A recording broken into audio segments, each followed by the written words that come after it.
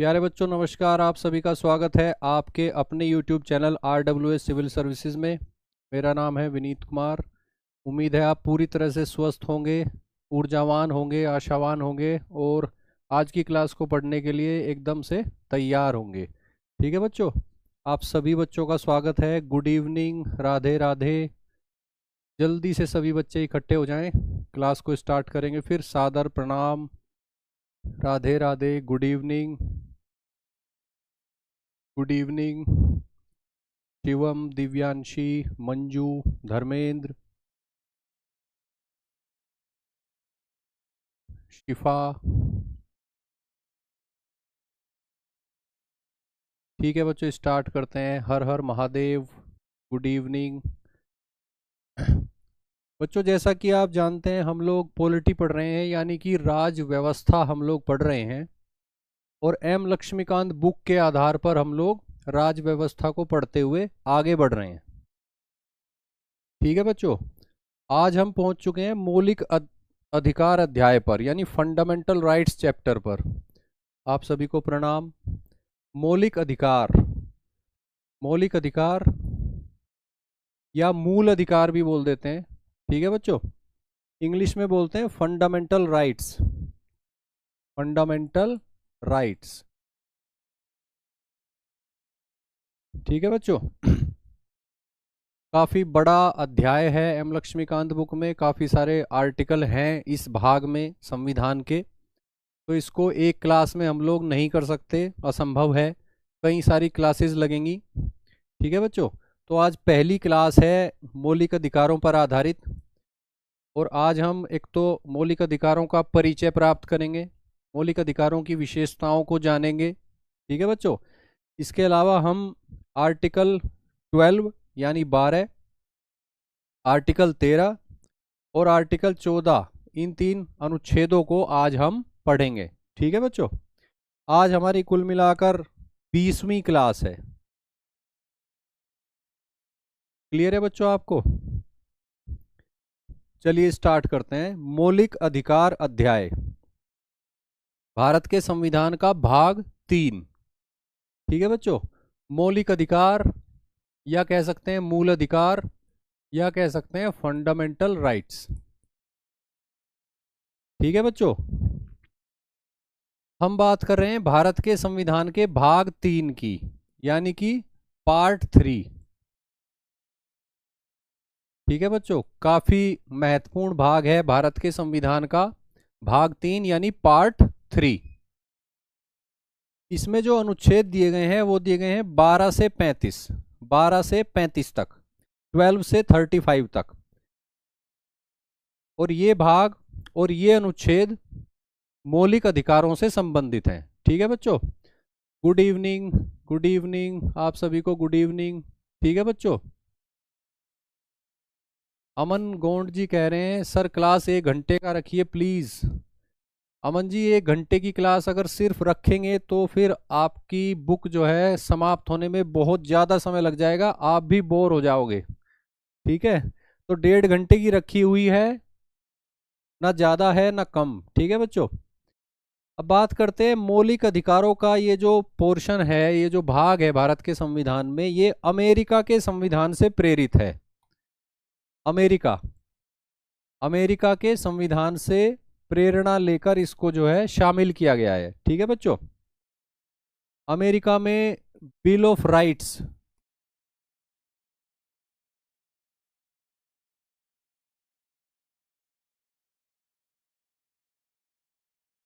ये एक दस्तावेज था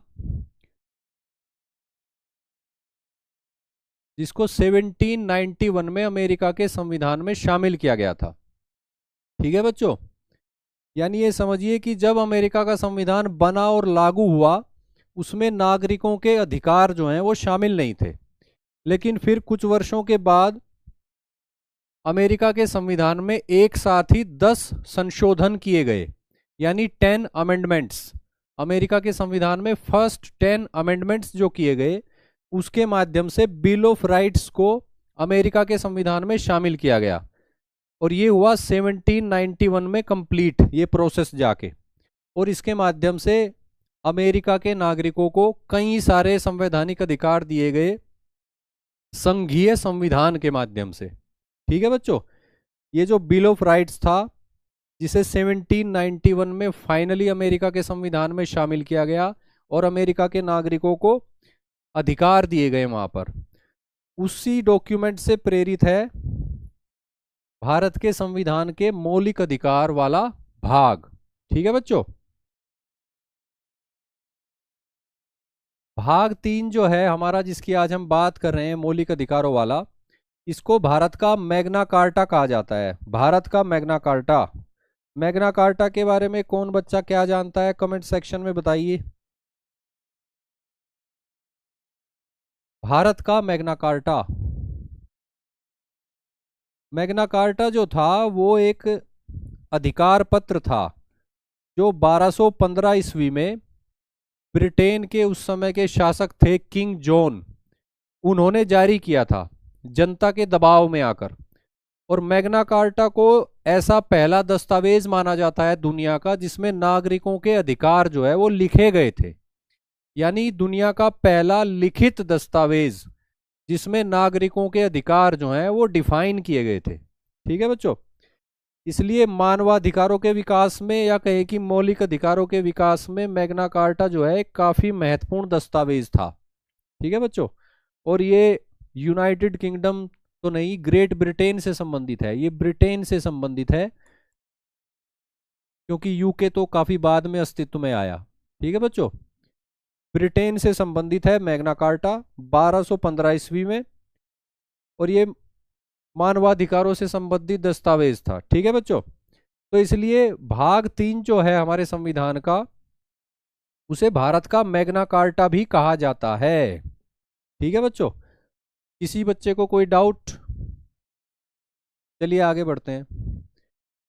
ये जो मौलिक अधिकार हैं जो भारत के संविधान के भाग 3 में दिए गए हैं, यानी कि 12 से 35 तक, अनुच्छेद 12 से 35 तक, ये जस्टिसिएबल राइट्स हैं।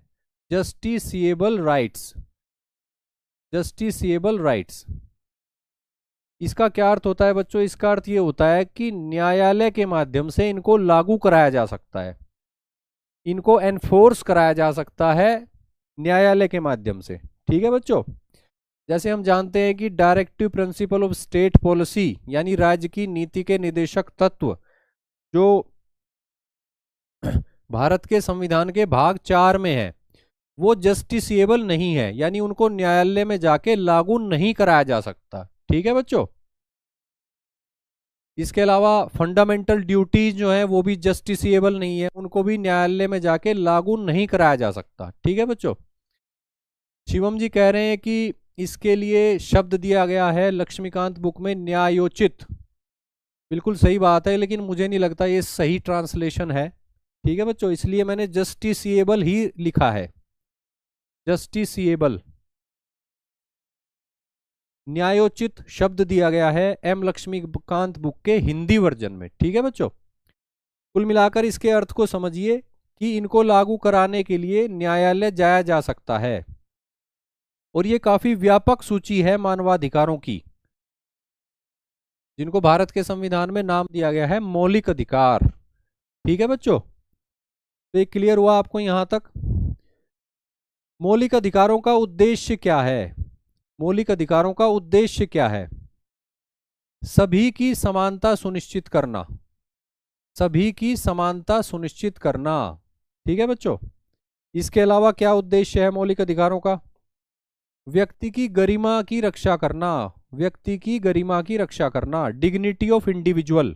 ठीक है बच्चों, इसके अलावा जनहित को प्रोत्साहन देना, पब्लिक इंटरेस्ट को बढ़ावा देना, पब्लिक इंटरेस्ट को प्रोत्साहन देना, और राष्ट्रीय एकता को मजबूत करना, राष्ट्रीय एकता को बल प्रदान करना, नेशनल यूनिटी को बल प्रदान करना। ठीक है बच्चों, जस्टिसिएबल राइट्स मतलब ऐसे अधिकार जिनको लागू कराने के लिए नागरिक जो है न्यायालय जा सकता है, कोर्ट के माध्यम से लागू करा सकता है। ठीक है बच्चों, मौलिक अधिकारों का उद्देश्य है सभी की समानता सुनिश्चित करना, व्यक्ति की गरिमा की रक्षा करना, जनहित सुनिश्चित करना, और राष्ट्रीय एकता को मजबूत करना। ठीक है बच्चों, क्लियर है ये बात आपको? आगे बढ़ते हैं।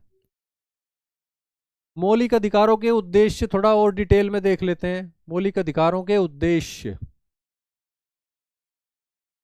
राजनीतिक लोकतंत्र यानी पॉलिटिकल डेमोक्रेसी के आदर्श को प्रोत्साहन देना या स्थापित करना। ठीक है बच्चों, राजनीतिक लोकतंत्र यानी कि पॉलिटिकल डेमोक्रेसी के आदर्श को प्रोत्साहन देना। और इसी संदर्भ में एक बात और जान लीजिए कि राज्य की नीति के जो निदेशक तत्व हैं वो सामाजिक और आर्थिक लोकतंत्र के आदर्श की बात करते हैं। ठीक है बच्चों, तो राजनीतिक लोकतंत्र की बात हो रही है मौलिक अधिकारों में, और सामाजिक और आर्थिक लोकतंत्र की के आदर्श को प्रोत्साहन देने की बात हो रही है राज्य की नीति के निदेशक तत्वों में। ठीक है बच्चों, इसके अलावा तानाशाही शासन की स्थापना को रोकना, तानाशाही शासन की स्थापना को रोकना, क्योंकि जब नागरिकों को अधिकार दे दिए गए, संविधान में लिख दिए गए, और उन अधिकारों को लागू कराने के लिए नागरिक न्यायालय जा सकता है, यहां तक कि सीधे सर्वोच्च न्यायालय भी जा सकता है, तो ऐसे में कोई ऐसी व्यवस्था उभरना मुश्किल है जो मौलिक अधिकारों का उल्लंघन इस हद तक कर सके कि वो तानाशाही व्यवस्था बन जाए। ठीक है बच्चों, तो तानाशाही व्यवस्था, तानाशाही शासन की स्थापना को रोकना, ये मौलिक अधिकारों का उद्देश्य है। इसी बात को दूसरे शब्दों में कहा गया है राज्य के द्वारा अतिक्रमण के विरुद्ध, यानी राज्य के द्वारा मौलिक अधिकारों के अतिक्रमण के विरुद्ध लोगों की स्वतंत्रताओं की रक्षा करना, लोगों की स्वतंत्रताओं की रक्षा करना। ठीक है बच्चों, राज्य के द्वारा अतिक्रमण के विरुद्ध लोगों की स्वतंत्रताओं की रक्षा करना, यानी राज्य की सीमाएं निश्चित करना, राज्य जो है नागरिकों के अधिकारों का उल्लंघन न कर पाए, यह सुनिश्चित करना। फिर यही बात दूसरे शब्दों में हो रही है, राज्य का ही एक अंग होता है विधायिका। ठीक है बच्चों, ये बात आप जानते हैं। यह बात आ गई विधायिका की। विधायिका को कानून बनाने की शक्ति होती है। ठीक है, राज्य का अंग है विधायिका, विधायिका को कानून बनाने की शक्ति है, लेकिन विधायिका को मनमाने कानून बनाने से रोकना। ठीक है बच्चों, विधायिका के मनमाने कानूनों पर सीमा लगाना, ये किसका कार्य है? मौलिक अधिकारों का कार्य है। नागरिकों के कुछ मौलिक अधिकार हैं जो संविधान के द्वारा उन्हें प्रदत्त हैं, और उनका उल्लंघन नहीं कर सकती विधायिका कानून बनाते समय। विधायिका कानून बनाते समय मनमाना व्यवहार नहीं कर सकती। उसे ध्यान रखना होगा कि नागरिकों के मौलिक अधिकार भी हैं, उनकी रक्षा की जानी है, उनका संरक्षण किया जाना है, किसी कानून के द्वारा उनका उल्लंघन नहीं होना चाहिए। नहीं तो फिर न्यायपालिका जो है न्यायिक पुनरावलोकन के माध्यम से उस कानून को शून्य घोषित कर सकती है। ठीक है बच्चों,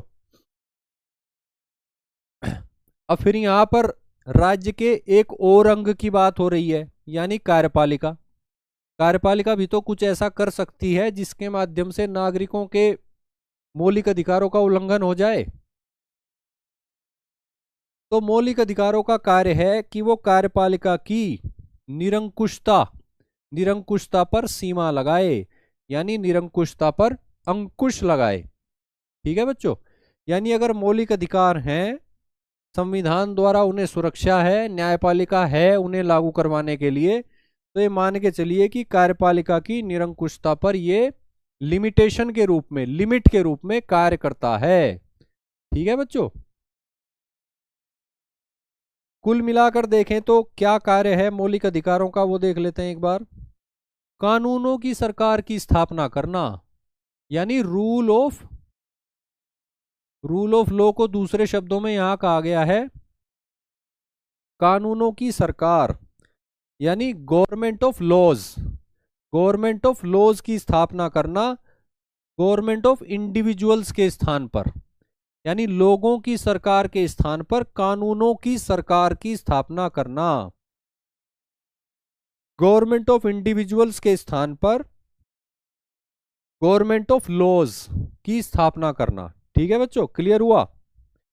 यानी कि रूल ऑफ लॉ कह सकते हो, या आप कह सकते हो लॉज की सरकार, कानूनों की सरकार, गवर्नमेंट ऑफ लॉज। ठीक है बच्चों, ये क्लियर है आपको?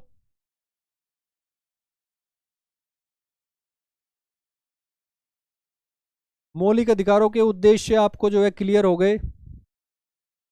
कुल मिलाकर राज्य की शक्ति पर लिमिटेशन लगाना, सीमा लगाना, और राज्य के विभिन्न अंगों की शक्तियों पर सीमाएं लगाना, कार्यपालिका, विधायिका।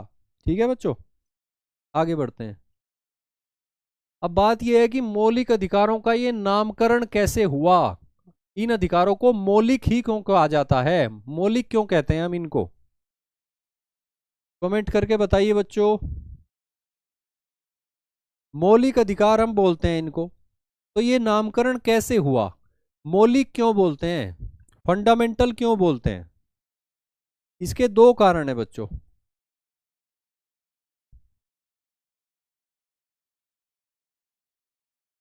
पहला कारण है कि आप सभी जानते हैं, हम लोग पढ़ चुके हैं कि संविधान जो है, संविधान जो होता है वो मौलिक कानून होता है देश का।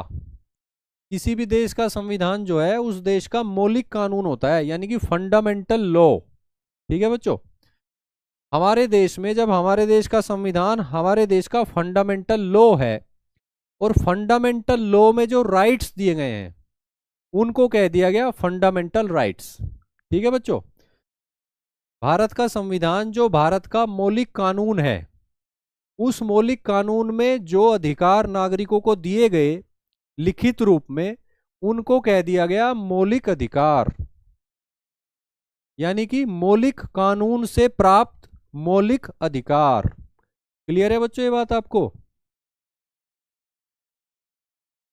तो एक तो कारण ये है जिसकी वजह से इनको मौलिक नाम दिया गया, फंडामेंटल, क्योंकि देश के मौलिक कानून यानी संविधान द्वारा इनको सुरक्षा और इनकी गारंटी दी जाती है। ठीक है बच्चों, मौलिक अधिकार भाग 3 में है, ये बात मैं फिर से दोहरा देता हूं, अनुच्छेद 12 से 35 में है। ठीक है बच्चों, और ये जो गारंटी है, ये गारंटी जो है ये अनुच्छेद 32 में दी गई है, संवैधानिक उपचारों का अधिकार। ठीक है बच्चों, ये जो गारंटी की बात हो रही है कि संविधान यानी देश का मौलिक कानून इन मौलिक अधिकारों की गारंटी दे रहा है नागरिकों को, तो ये जो गारंटी है किस अनुच्छेद के माध्यम से एग्जीक्यूट होती है, लागू होती है? अनुच्छेद 32 के माध्यम से, यानी संवैधानिक उपचारों का अधिकार, राइट ऑफ कॉन्स्टिट्यूशनल रेमेडीज। ठीक है बच्चों, तो ये गारंटी जो है ये आर्टिकल 32 में है कि अगर किसी नागरिक के किसी मौलिक अधिकार का उल्लंघन हो रहा है तो वो सीधे सुप्रीम कोर्ट में जा सकता है अपने अधिकार को लागू कराने के लिए। ठीक है बच्चों, इसके अलावा मौलिक अधिकारों को मौलिक नाम क्यों दिया गया, इसका दूसरा कारण ये है कि ये जो अधिकार हैं ये व्यक्तियों के चहुमुखी विकास के लिए आवश्यक हैं और मौलिक हैं। ठीक है बच्चों, यानी भारत के संविधान का उद्देश्य है सभी व्यक्तियों का चहुमुखी विकास करना। क्लियर है बच्चों? चहुमुखी विकास करना, और चहुमुखी विकास करने के लिए ये जो अधिकार हैं ये आवश्यक भी हैं यानी इसेंशियल, और ये मौलिक भी हैं यानी ये फंडामेंटल भी हैं। ठीक है बच्चों, ये जरूरी भी हैं और इनके बिना काम भी नहीं चलेगा। तो यहां पे ये जो मौलिक शब्द आया इसकी वजह से फिर से मौलिक नाम दिया गया मौलिक अधिकारों को, क्योंकि नागरिकों के चहुमुखी विकास या कहें कि सभी लोगों के चहुमुखी विकास के लिए ये अधिकार मौलिक भी हैं और जरूरी भी हैं। तो यहां से फिर मौलिक शब्द आया। तो इन दो कारणों की वजह से यहां पे मौलिक शब्द का इस्तेमाल किया गया, इन अधिकारों को बोला गया मौलिक अधिकार। अब आप सोच रहे होंगे कि ये चहुमुखी विकास कैसा होता है। चहुमुखी विकास बच्चे भौतिक विकास, एक डायमेंशन ये होती है विकास की, यानी कि मटेरियल डेवलपमेंट। दूसरी होगी बौद्धिक विकास यानी इंटेलेक्चुअल डेवलपमेंट। तीसरी होगी नैतिक विकास यानी कि मोरल डेवलपमेंट। और चौथी हो गई आध्यात्मिक विकास यानी कि स्पिरिचुअल डेवलपमेंट। जब किसी व्यक्ति का इन 4 दिशाओं में विकास होता है तब उसको बोला जाता है कि व्यक्ति का चहुमुखी विकास हुआ है। ठीक है बच्चों, ये जो चहुमुखी विकास का कॉन्सेप्ट है और 4 डायमेंशन है, ये एथिक्स के पेपर के लिए यूजफुल हैं आपके। ठीक है बच्चों, एथिक्स के पेपर के लिए, यानी आप यूपीएससी देंगे या यूपीपीसीएस देंगे तो 4th जो पेपर होता है जीएस का, उसके लिए ये यूजफुल है। ठीक है बच्चों, भौतिक विकास यानी कि मटेरियल डेवलपमेंट, जैसे कि पैसा, धन दौलत और इसी तरह के अन्य सुख सुविधाएं। बौद्धिक विकास यानी इंटेलेक्चुअल डेवलपमेंट यानी कि दिमाग का विकास, पढ़ लिख कर या अनुभव के माध्यम से दिमाग का कितना विकास हुआ है। ठीक है बच्चों, नैतिक विकास का अर्थ है कि आप नैतिकता के स्तर पर कितने मजबूत हो सकता है आपके पास बहुत पैसा हो लेकिन नैतिकता के स्तर पर आप जो है कमजोर हो, आपका विकास नहीं हुआ है। हो सकता है आप बहुत ही बुद्धिमान हो लेकिन नैतिक रूप से आपकी स्टैंडिंग जो है वो वीक है, कमजोर है। ठीक है बच्चों, आध्यात्मिक विकास यानी स्पिरिचुअल डेवलपमेंट, यानी एक सुपर पावर से आपका कनेक्ट होना, उससे आपका वार्तालाप होना और उसके माध्यम से आप जीवन के गहन प्रश्नों पर विचार करके अपनी सोच को जो है और बेहतर बनाओ, अपने जीवन को और बेहतर बनाओ, अपने लिए और दूसरों के लिए भी। ठीक है बच्चों, तो ये 4 दिशाओं में जब विकास होता है तो उसको बोला जाता है चहुमुखी विकास। और आप मौलिक अधिकारों को ध्यान से अगर स्टडी करेंगे तो आप देखेंगे कि चहुमुखी विकास को सुनिश्चित करने के लिए मौलिक अधिकार जो है संविधान में शामिल किए गए हैं। ठीक है बच्चों, आगे बढ़ते हैं। भारत के संविधान में जब भारत का संविधान लागू हुआ उस समय कितने मौलिक अधिकार थे? सभी बच्चे बताएंगे कमेंट करके, मैं वेट कर रहा हूं आपके कमेंट्स का।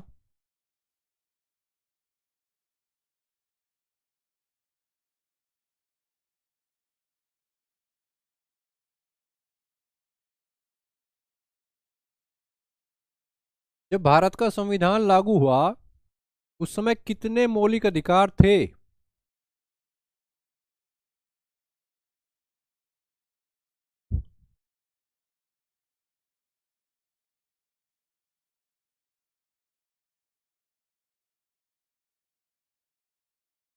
जब भारत का संविधान लागू हुआ उस समय भारत के संविधान में 7 मौलिक अधिकार होते थे। ठीक है बच्चों, मूल रूप से 7 मौलिक अधिकार।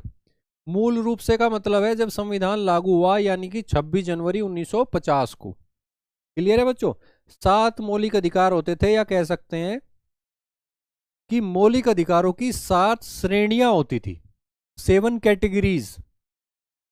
कौन कौन से थे? आर्टिकल 14 से 18 आप जानते हो, समानता का अधिकार। क्लियर है बच्चों, आर्टिकल 19 से 22 स्वतंत्रता का अधिकार। आर्टिकल 23 से 24 शोषण के विरुद्ध अधिकार। आर्टिकल 25 से 28 धर्म की स्वतंत्रता का अधिकार। क्लियर है बच्चों, आर्टिकल 29 और 30 यानी 29 और 30, इसमें आ गया आपके सांस्कृतिक अधिकार और शैक्षणिक अधिकार। आर्टिकल 31 में उस समय हुआ करता था संपत्ति का अधिकार, राइट टू प्रॉपर्टी। ठीक है बच्चों, और आर्टिकल 32 में आज के समय भी है संवैधानिक उपचारों का अधिकार। क्लियर है बच्चों, ये क्लासिफिकेशन आपको, ये लिस्ट आपको क्लियर है? लेकिन वर्तमान स्थिति क्या है? अब बात करते हैं वर्तमान स्थिति की। संपत्ति का अधिकार जो है वो मौलिक अधिकार नहीं है। संपत्ति के अधिकार को भाग 3 से हटा दिया गया है, भारत के संविधान के भाग 3 से। ठीक है बच्चों, ये नहीं है। और ये कब से नहीं है बताओ बच्चे?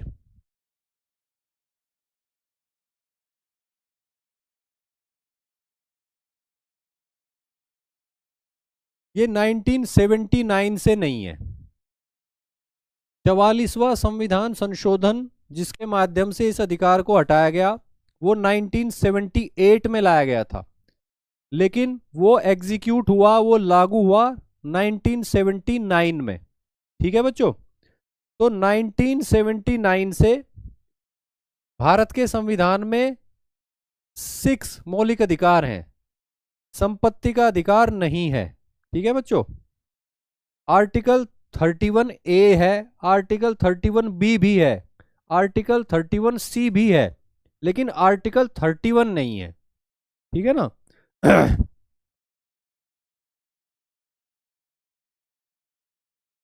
ये बात क्लियर हुई बच्चों आपको? संपत्ति का अधिकार अब नहीं है। संपत्ति का अधिकार अब भाग 12 में है, आर्टिकल 300A में है। क्लियर है बच्चों? 44वां संविधान संशोधन 1979 में लागू हुआ था, तब से ये आर्टिकल मौलिक अधिकारों के अध्याय में नहीं है। आगे देखते हैं। यहां से आपको क्लियर हो जाएगा संपत्ति के अधिकार की वर्तमान स्थिति। संपत्ति का अधिकार,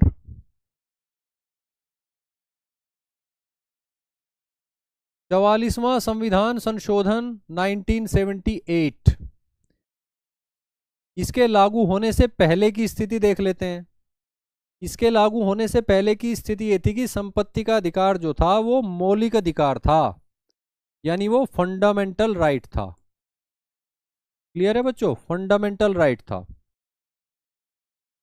दो दो अनुच्छेदों से संबंधित था वो। एक तो था आर्टिकल 19(1)(f), 19(1)(f), और दूसरा था आर्टिकल 31, आर्टिकल 31। ठीक है बच्चों?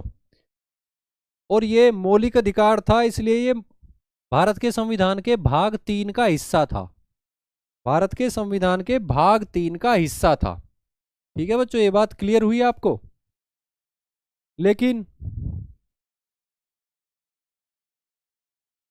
1979 में ये संविधान संशोधन जो है वो इम्प्लीमेंट हो गया।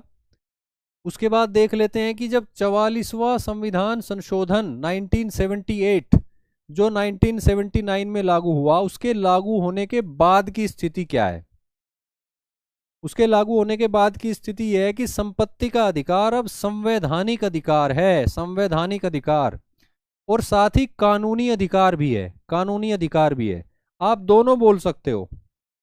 संवैधानिक अधिकार बोल सकते हो क्योंकि वो भारत के संविधान के अनुच्छेद 300A में दिया गया है। ठीक है? कानूनी अधिकार इसलिए बोल सकते हो क्योंकि उस आर्टिकल में सिर्फ इतना लिखा गया है कि संपत्ति का जो, किसी की संपत्ति अगर ली जाएगी तो वो कानून द्वारा स्थापित प्रक्रिया से ली जाएगी, यानी अंतिम रूप से बात छोड़ दी गई संसद के द्वारा बनाए गए कानून के ऊपर। तो इस सेंस में आप जो है इसे कानूनी अधिकार भी कह सकते हो। और संविधान के एक आर्टिकल यानी 300A में दिया गया है, इस आधार पर आप इसको संवैधानिक अधिकार भी कह सकते हो। दोनों बातें बिल्कुल सही हैं। ठीक है बच्चों, आपका कोई प्रश्न? शिवम जी आप कुछ पूछ रहे थे। मौलिक अधिकार और कानूनी अधिकार में क्या अंतर है? बच्चों, मौलिक अधिकार वे अधिकार हैं जो भारत के संविधान के भाग 3 में दिए गए हैं, और कानूनी अधिकार वे अधिकार हैं जो किसी भी कानून के माध्यम से आपको मिलते हैं। कानूनी अधिकार तो बहुत सारे हैं, मौलिक अधिकार जो हैं वे चुनिंदा हैं, गिने चुने ही हैं। ठीक है बच्चों? मौलिक अधिकार सबसे ज्यादा प्रबल अधिकार होते हैं। उसके बाद अगर थोड़ा वीक अधिकारों को देखें तो संवैधानिक अधिकार आ जाएंगे, उसके नीचे वैधानिक अधिकार आ जाएंगे। ठीक है बच्चों, ऐसे है, हायरार्की है इनकी, पद सोपान। सभी मौलिक अधिकार जो हैं वो संवैधानिक अधिकार हैं, लेकिन सभी संवैधानिक अधिकार मौलिक अधिकार नहीं है। जैसे कि आर्टिकल 300A में जो संपत्ति का अधिकार है वो संवैधानिक अधिकार है, लेकिन मौलिक अधिकार नहीं है। ठीक है बच्चों। मौलिक अधिकारों को हम संवैधानिक अधिकार बोल सकते हैं क्योंकि वो भारत के संविधान का हिस्सा है। क्लियर है बच्चों ये बात आपको? कानूनी अधिकार ऐसे होते हैं, जैसे कल की क्लास में हमने डिस्कस किया कि सिटीजनशिप अमेंडमेंट एक्ट 2019 के अंतर्गत कुछ समुदाय के लोग जो कुछ देशों से आए हैं वो नागरिकता के लिए अप्लाई कर सकते हैं। तो आप ये समझिए कि जो उस कानून में लिखी गई शर्तों को पूरा करता है उसको उस कानून के अंतर्गत कानूनी अधिकार है कि उसको भारत की नागरिकता मिल जाए। ठीक है बच्चों। तो किसी भी कानून में कुछ न कुछ बातें ऐसी लिखी होती हैं कि वो कहीं ना कहीं कुछ न कुछ अधिकार वैधानिक अधिकार जो है वो नागरिकों को देता है। ठीक है बच्चों।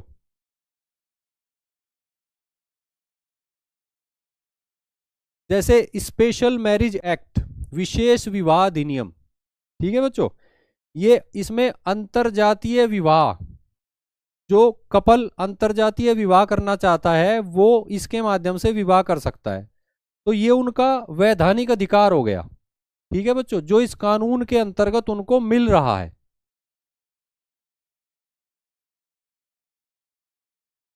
तो आगे बढ़ते हैं बच्चों।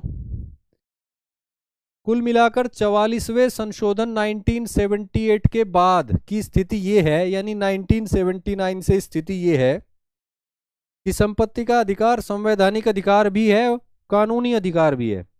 आर्टिकल 300A में इसको दिया गया है और ये अब भारत के संविधान के भाग 12 में है। भाग 3 से हटाकर पहुंचा दिया गया भाग 12 में। क्लियर है बच्चों?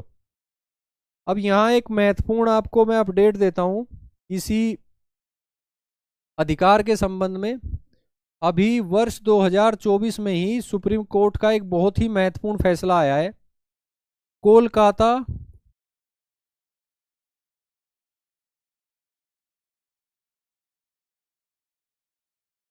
नगर निगम मामला।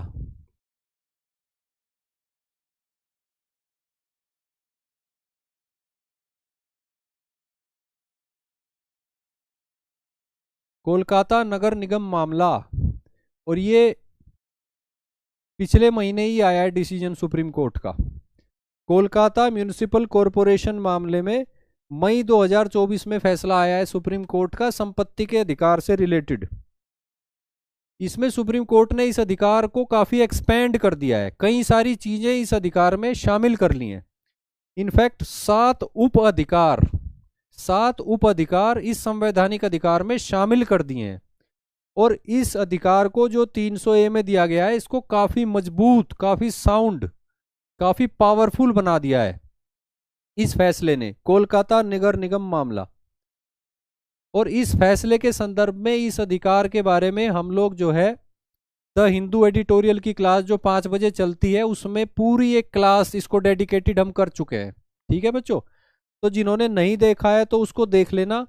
इसके अलावा जैसे हम एम लक्ष्मीकांत बुक में आगे पढ़ते हुए चल रहे हैं और जब हम आर्टिकल 300A पर पहुंचेंगे तो इस फैसले का महत्व या इस फैसले में जो कहा गया वो मैं आपको दोबारा बताऊंगा। ठीक है बच्चों। कुल मिलाकर इस फैसले के बाद 300A में जो संपत्ति का अधिकार है, संवैधानिक अधिकार, उसको काफी मजबूत कर दिया है सुप्रीम कोर्ट ने। इसमें 7 सब राइट्स को शामिल कर दिया है, 7 कंडीशंस जोड़ दी हैं, जिन कंडीशंस का पालन होना अनिवार्य है किसी भी ऐसे कानून के लिए जो कानून आर्टिकल 300A के अंडर बनाया जाता है किसी विधायिका के द्वारा, जिसके माध्यम से किसी की संपत्ति जो है उससे ली जा सकती है। ठीक है बच्चों। आगे बढ़ते हैं। अब देख लेते हैं मौलिक अधिकारों की विशेषताएं। मौलिक अधिकारों की विशेषताएं।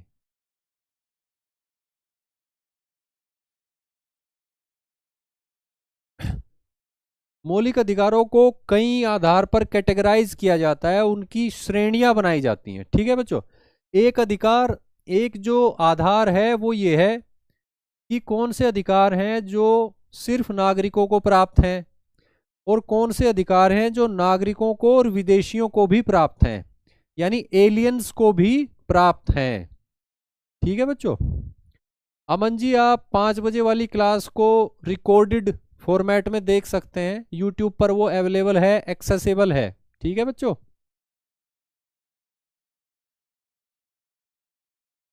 कुछ ऐसे अधिकार हैं जो केवल भारतीय नागरिकों को उपलब्ध हैं, यानी इंडियन सिटीजन्स को उपलब्ध हैं। तो ये आपको याद होने चाहिए। आर्टिकल 15, आर्टिकल 16, आर्टिकल 19, आर्टिकल 29 और आर्टिकल 30। ठीक है बच्चों। यहां से प्राथमिक परीक्षा में प्रश्न बन जाता है कई बार कि बताइए इन अनुच्छेदों में से कौन सा अनुच्छेद ऐसा है जिसमें दिया गया फंडामेंटल राइट जो है वो विदेशियों को भी प्राप्त है। ठीक है बच्चों, इस तरह से प्रश्न बन सकता है। कुछ अधिकार ऐसे हैं जो नागरिकों को तो प्राप्त हैं ही, वो विदेशियों को भी प्राप्त हैं, यानी कि एलियंस को, फॉरेन नेशनल्स को। ठीक है बच्चों, ऐसे अधिकार कौन से हैं? आर्टिकल 14 है, आर्टिकल 20 है, 21, 21A, 22, 23, 24, 25, 26, 27 और 28। इसको ऐसा भी बोल सकते हैं कि आर्टिकल 14 और उसके बाद आर्टिकल 20 से लेके 28 तक। ठीक है बच्चों।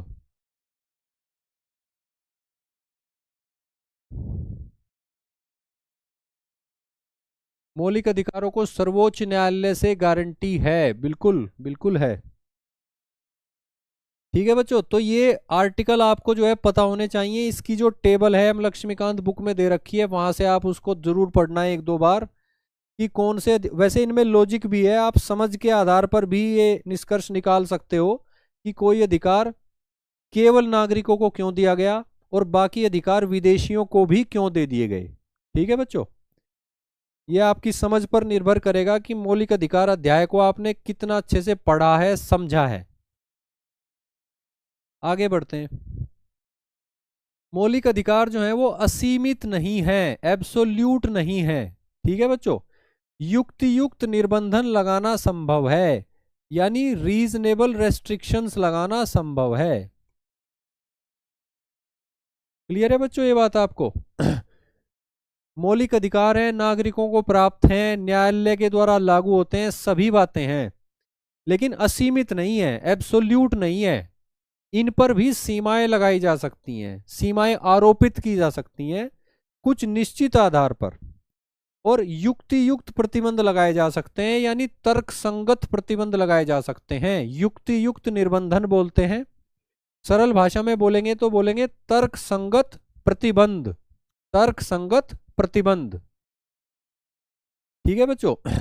और जो आधार हैं जिन पर लगाया जा सकता है, जैसे सिक्योरिटी ऑफ स्टेट, राज्य की सुरक्षा, पब्लिक ऑर्डर, लोक व्यवस्था, पब्लिक हेल्थ, लोक स्वास्थ्य, मोरालिटी, नैतिकता, यूनिटी एंड इंटीग्रिटी, एकता और अखंडता। ठीक है बच्चों। सोशल जस्टिस, सामाजिक न्याय के आधार पर, लोक कल्याणकारी राज्य की स्थापना के लिए, इसके अलावा राज्य के नीति निदेशक तत्वों को लागू करने के लिए। इसके अलावा भी काफी सारे आधार हैं जिनके आधार पर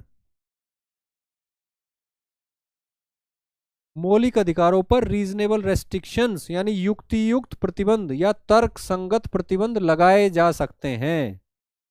ठीक है बच्चों।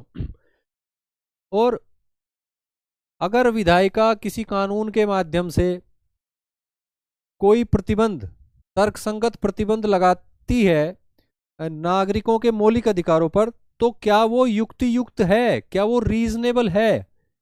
इसकी जांच जो करते हैं या इस पर निर्णय जो करते हैं वो करते हैं न्यायालय, हाई कोर्ट, सुप्रीम कोर्ट। ठीक है बच्चों। तो यहाँ पे न्यायिक पुनरावलोकन के माध्यम से यह सुनिश्चित हो जाता है कि अगर विधायिका ने मौलिक अधिकारों पर कुछ रीजनेबल रेस्ट्रिक्शंस लगाई हैं तो किस आधार पर लगाई हैं और किस आधार पर क्लासिफिकेशन किया गया है। ठीक है बच्चों। तो ये जो बात है इस पर निर्णय लेगा न्यायालय, सुप्रीम कोर्ट और हाई कोर्ट।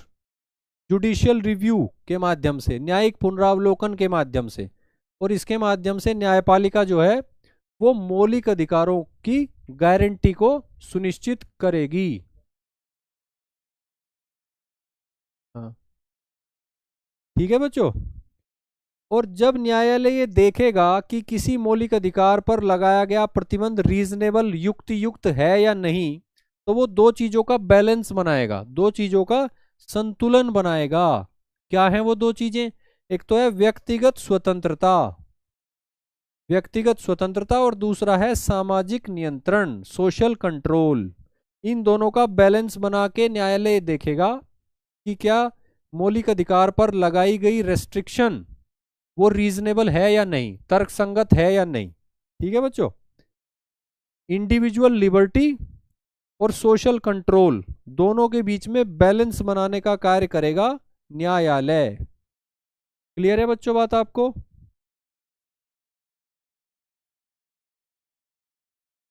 आगे बढ़ते हैं।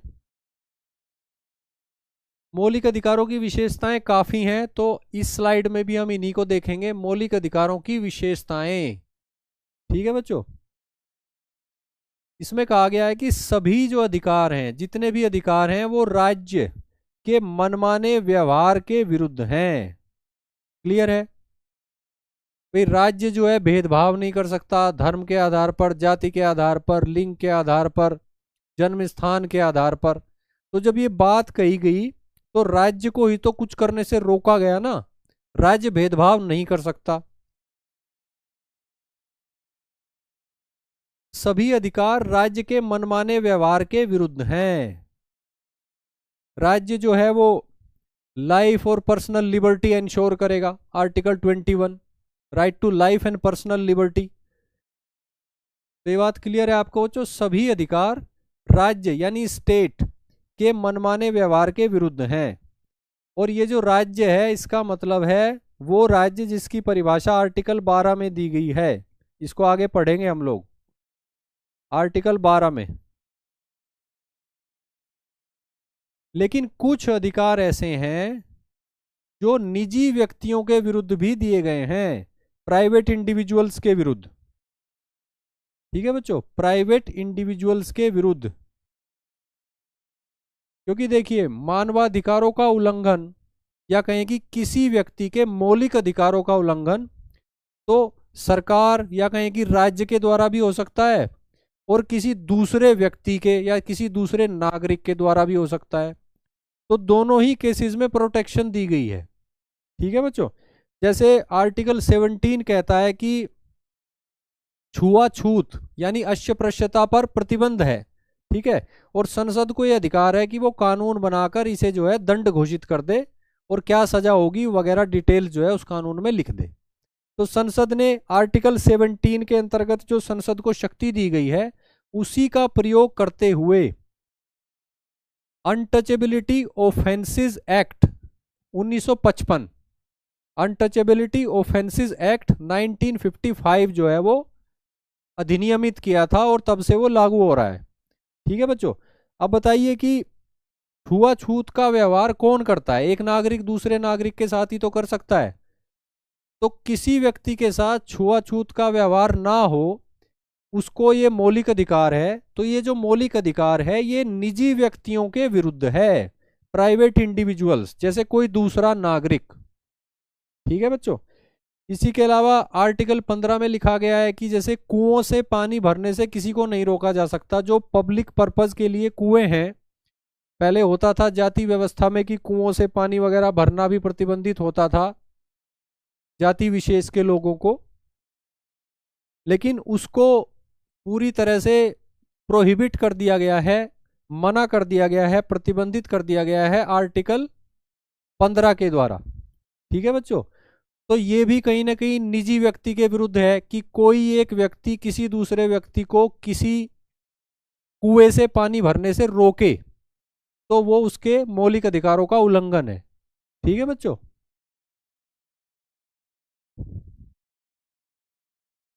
इसके अलावा और भी आर्टिकल हैं जो निजी व्यक्तियों के खिलाफ हैं, जैसे कि हर किसी को पूजा अर्चना का अधिकार है, चाहे वो किसी भी धर्म को मानने वाला हो। ऐसे में अगर किसी दूसरे धर्म का व्यक्ति या उसी धर्म का कोई व्यक्ति ऐसा है जो उस व्यक्ति को पूजा पाठ करने से रोकता है, तो ये कहीं ना कहीं उसके मौलिक अधिकारों का उल्लंघन है। तो यहाँ पे भी एक व्यक्ति दूसरे व्यक्ति के मौलिक अधिकारों का उल्लंघन कर रहा है। ठीक है बच्चों। तो कुल मिला के मौलिक अधिकार जो है वो किसी नागरिक के मौलिक अधिकारों की रक्षा करने की बात की जाती है उनमें, किसी निजी व्यक्ति से भी और राज्य के द्वारा भी, राज्य की किसी एजेंसी के द्वारा भी। क्लियर है बच्चों। सभी अधिकार राज्य के मनमाने व्यवहार के विरुद्ध हैं, क्लियर। लेकिन कुछ अधिकार ऐसे हैं जो निजी व्यक्तियों के खिलाफ भी हैं। ठीक है बच्चों। इसके अलावा एक कैटेगरी ये भी है कि कुछ अधिकार जो हैं वो नकारात्मक हैं और कुछ अधिकार जो हैं वो सकारात्मक हैं। इसका क्या अर्थ है? नकारात्मक अधिकार वे होते हैं जो राज्य को कुछ करने से रोकते हैं। जैसे कि आर्टिकल 15 में कहा गया कि राज्य जो है वो भेदभाव नहीं करेगा। ठीक है बच्चों। सकारात्मक अधिकार वे होते हैं जो राज्य को कुछ करने के लिए कहते हैं आगे बढ़कर। जैसे कि आर्टिकल 15 या आर्टिकल 16 में कहा गया है कि वो समाज के कुछ वर्गों के लिए, जैसे महिलाएं, बच्चे, अनुसूचित जातियां, अनुसूचित जनजातियां, अन्य पिछड़े वर्ग या आर्थिक रूप से कमजोर वर्ग, तो इन वर्गों के लिए, इन वर्गों की बेहतरी के लिए कुछ विशेष प्रावधान किए जा सकते हैं या कुछ सीटों को आरक्षित किया जा सकता है। तो यहाँ पे कहा जा रहा है कि राज्य जो है, स्टेट, वो आगे बढ़कर कुछ कार्य करे, कुछ पॉजिटिव कार्य करे। ठीक है बच्चों। तो ऐसे जो राइट्स हैं उनको कहा जाता है पॉजिटिव राइट्स। और जहां पे राज्य को रोका जाता है कि कुछ कार्य उसे नहीं करना है, जैसे कि उसे नागरिकों के बीच में भेदभाव नहीं करना है। ठीक है बच्चों। तो यहाँ पे राज्य को रोका जा रहा है, तो ये हो गया आपका नकारात्मक अधिकार। ठीक है बच्चों। क्लियर है ये बात आपको?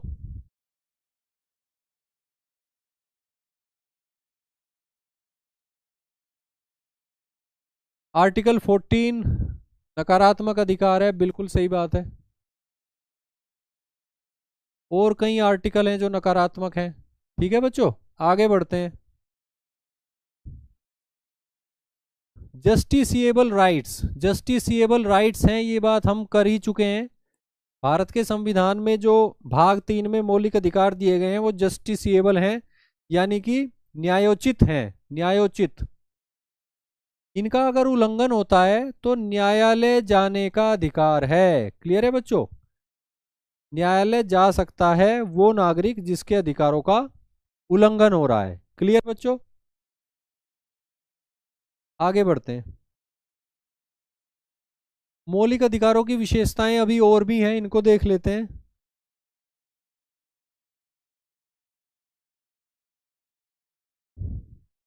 ये बात भी हम कर चुके हैं कि उच्चतम न्यायालय, उच्चतम न्यायालय जो है रक्षा की गारंटी देता है, रक्षा और गारंटी दोनों देता है मौलिक अधिकारों को। ठीक है। और डायरेक्टली सुप्रीम कोर्ट जाया जा सकता है, यानी प्रत्यक्ष रूप से नागरिक सुप्रीम कोर्ट जा सकता है। ऐसा नहीं कि उसको हाई कोर्ट जाने की बाध्यता हो और वहां से फिर वो अपील करे सुप्रीम कोर्ट, ऐसा कुछ नहीं है। नागरिक के अगर मौलिक अधिकारों का उल्लंघन हो रहा है तो वो उच्चतम न्यायालय यानी सुप्रीम कोर्ट जा सकता है डायरेक्टली, प्रत्यक्ष रूप से। क्लियर है बच्चों।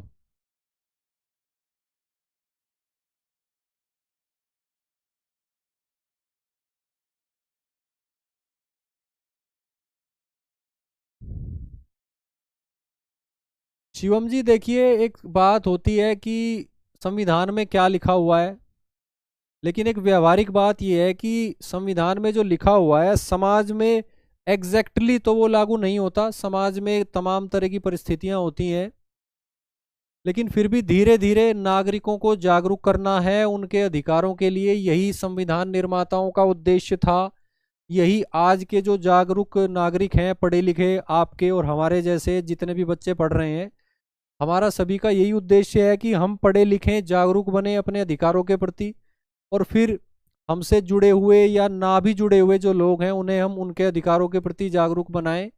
जानकारी जितनी बढ़ेगी अपने अधिकारों के प्रति, उतना ही व्यक्ति जो है अपने अधिकार प्राप्त करने के लिए सजग होगा, और अधिकारों का उल्लंघन करने वाले व्यक्ति, चाहे वो निजी व्यक्ति हो चाहे वो किसी सरकारी पद पर हो, वो बैकफुट पर जाएंगे। ठीक है बच्चों, वो हिचकेंगे, वो झिझकेंगे, और वो रुकेंगे भी एक स्टेज पर।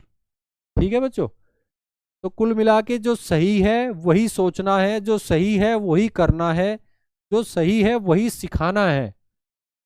सिचुएशन परफेक्ट कहीं नहीं होती, लेकिन कोशिश करते रहना है कि सिचुएशन बेटरमेंट की तरफ बढ़ती रहे।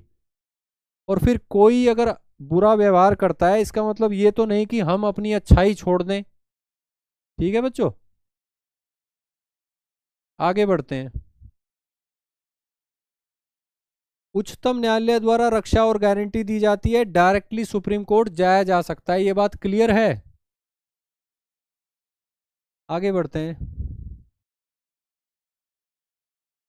मौलिक अधिकार जो है वो पवित्र हैं, पवित्र, सैक्रोसैंक्ट और स्थायी, परमानेंट। ठीक है बच्चों, सैक्रोसैंक्ट, पवित्र है, इसका तो मतलब यही है कि वो काफी महत्वपूर्ण है, चहुमुखी विकास के लिए लाए गए हैं।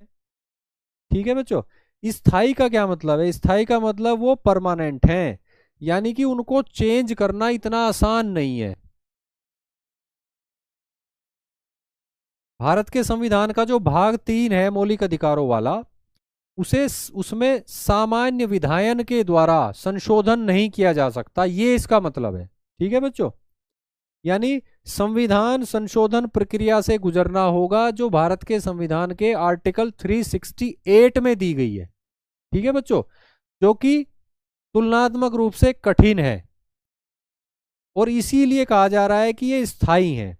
और इसके अलावा ये एडिशनल बात है कि केशवानंद भारती केस में 1973 में उच्चतम न्यायालय कह चुका है कि संसद जो है वो आर्टिकल 368 के अंतर्गत फंडामेंटल राइट चैप्टर में संविधान संशोधन कर सकती है, लेकिन अगर इस चैप्टर का, इस भाग का कोई ऐसा आर्टिकल है या किसी आर्टिकल का कोई ऐसा भाग है जो संविधान की मौलिक संरचना या संविधान की बेसिक स्ट्रक्चर का हिस्सा है, तो उसमें छेड़छाड़ या संशोधन नहीं कर सकती संसद, आर्टिकल 368 के अंतर्गत दी गई प्रक्रिया का पालन करके भी। क्लियर है बच्चों ये बात आपको? तो ये जो दो बातें हैं ये मौलिक अधिकारों को स्थायी बना देती हैं, यानी संसद के लिए इतना आसान नहीं है इनमें परिवर्तन करना। ठीक है बच्चों, आर्टिकल 368 के अंतर्गत जाना होगा, विशेष बहुमत का के आधार पर ही कुछ हो सकता है, और उसके बाद जो है जुडिशरी ये देखेगी कि कहीं बेसिक स्ट्रक्चर का उल्लंघन तो नहीं हो गया। ठीक है बच्चों, तो ये सब प्रोसेस है, यानी अमेंडमेंट प्रोसेस से जाना होगा, यानी कि 368 के अंतर्गत जाना होगा, उस तरीके से ही चेंज हो सकता है। और दूसरा, बेसिक स्ट्रक्चर डॉक्ट्रिन का उल्लंघन तो नहीं हुआ है, ये देखेगी सुप्रीम कोर्ट। तो कुल मिलाकर ये प्रोसेस काफी कठिन है, काफी जटिल है। इस वजह से आप ये मान के चलिए कि मौलिक अधिकार जो हैं वो स्थायी हैं, तुलनात्मक रूप से स्थायी हैं।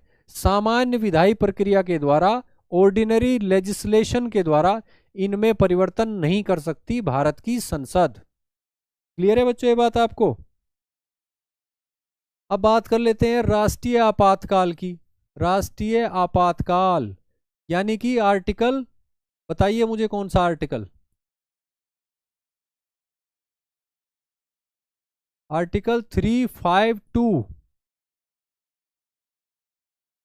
राष्ट्रीय आपातकाल यानी कि आर्टिकल 352। राष्ट्रीय आपातकाल के दौरान मौलिक अधिकारों का निलंबन किया जा सकता है। क्लियर है बच्चों ये बात आपको?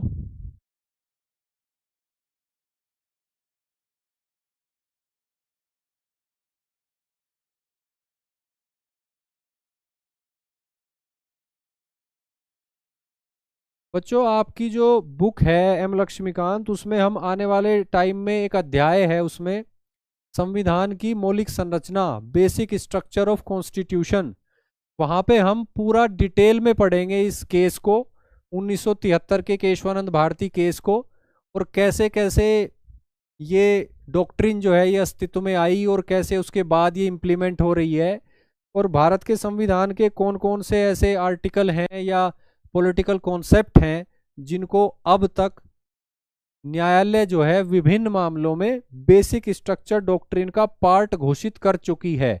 ये सभी चीजें हम उस चैप्टर में डिटेल में पढ़ेंगे। ठीक है बच्चों। राष्ट्रीय आपातकाल के दौरान मौलिक अधिकारों का निलंबन संभव है, लेकिन कौन से दो आर्टिकल हैं जिनका निलंबन नहीं होता, नहीं हो सकता? आर्टिकल 352 के अंतर्गत जब राष्ट्रीय आपातकाल घोषित किया जाता है उस परिस्थिति में भी आर्टिकल 20 और 21, आर्टिकल 20 और 21 जो है वो निलंबित नहीं होते, किसी भी परिस्थिति में वो इम्प्लीमेंट होते रहते हैं। ठीक है बच्चों, ये बात तो आपको क्लियर है। आपातकाल के दौरान भी आर्टिकल 20 और 21 निलंबित नहीं होते। लेकिन यहां पे और एक महत्वपूर्ण बात है, वो ये है कि अगर राष्ट्रीय आपातकाल की घोषणा की जाए दो आधारों पर या दोनों में से किसी एक आधार पर, जैसे युद्ध और एक्सटर्नल एग्रेशन, युद्ध और बाह्य आक्रमण, आप सभी जानते होंगे कि आर्टिकल 352 के अंतर्गत 3 आधारों पर आपातकाल की घोषणा की जा सकती है।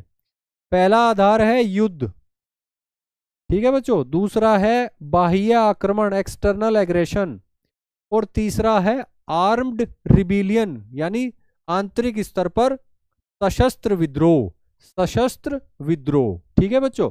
अब बात यहां पे ये है कि अगर इन 3 आधारों में से इन 2 आधारों पर घोषणा होती है आपातकाल की, यानी कि या तो युद्ध के आधार पर या तो बाह्य आक्रमण के आधार पर, तब कुछ विशेष प्रावधान लागू हो जाते हैं। क्या होता है वहां पे? आर्टिकल 19 जो है, आर्टिकल 19 के अंतर्गत जो अधिकार हैं वे स्वतः निलंबित हो जाते हैं, यानी ऑटोमेटिकली, ऑटोमेटिकली निलंबित हो जाते हैं। ठीक है बच्चों। यानी कि अगर ये मान के चलो कि अगर आर्म्ड रिबिलियन यानी कि सशस्त्र विद्रोह के आधार पर 352 लगाया जाता है तो उस केस में अनुच्छेद 19 के अधिकार स्वतः निलंबित नहीं होते। लेकिन अगर इन दोनों आधारों पर या इन दोनों में से किसी एक आधार पर, युद्ध और बाह्य आक्रमण, इनके आधार पर अगर आर्टिकल 352 जो है वो ट्रिगर होता है, यानी आपातकाल घोषित किया जाता है, तो आर्टिकल 19 के जो अधिकार हैं, यानी स्वतंत्रता के जो अधिकार दिए गए हैं, लिबर्टी के जो राइट्स दिए गए हैं आर्टिकल 19 में, वो स्वतः यानी ऑटोमेटिकली निलंबित हो जाते हैं। उनको निलंबित करने के लिए किसी प्रक्रिया का पालन नहीं करना पड़ता। जबकि अगर आप यहाँ देखेंगे, यहाँ जो बात लिखी है कि राष्ट्रीय आपातकाल के दौरान निलंबन संभव है, इसका मतलब है कि निलंबित किया जाता है एक प्रोसेस का पालन करके। ठीक है बच्चों, तो ये डिफरेंस है दोनों में। ऑटोमेटिक निलंबित हो जाता है किस केस में? आर्टिकल 19, इन 2 आधारों पर। इसके अलावा कोई अधिकार जो है जिसे निलंबित करना है तो उसके लिए एक प्रक्रिया का पालन करना पड़ता है। ठीक है बच्चों। और यहाँ पे ये बात महत्वपूर्ण है कि किसी भी परिस्थिति में आर्टिकल 20 और 21 निलंबित नहीं होते। क्लियर है बच्चों ये बात आपको? इसको हम डिटेल में पढ़ेंगे जब हम आपातकालीन प्रावधानों से संबंधित चैप्टर को पढ़ेंगे। फिलहाल आज के लिए, आज की क्लास के लिए इतना ही प्रासंगिक है मौलिक अधिकारों के संदर्भ में। ठीक है बच्चों, आगे बढ़ते हैं। मौलिक अधिकारों की कुछ और विशेषताएं देख लेते हैं। मौलिक अधिकारों की बहुत सारी विशेषताएं हैं। ठीक है बच्चों।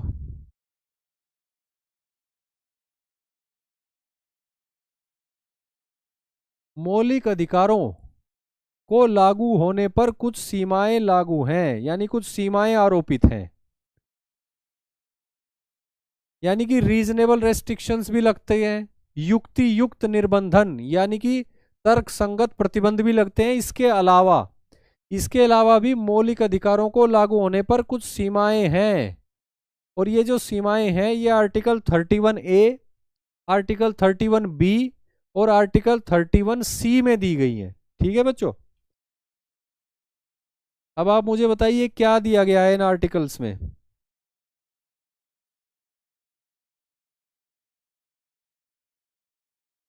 आर्टिकल 31A जो है वो एस्टेट यानी प्रॉपर्टी के एक्विजिशन यानी अधिग्रहण से संबंधित है।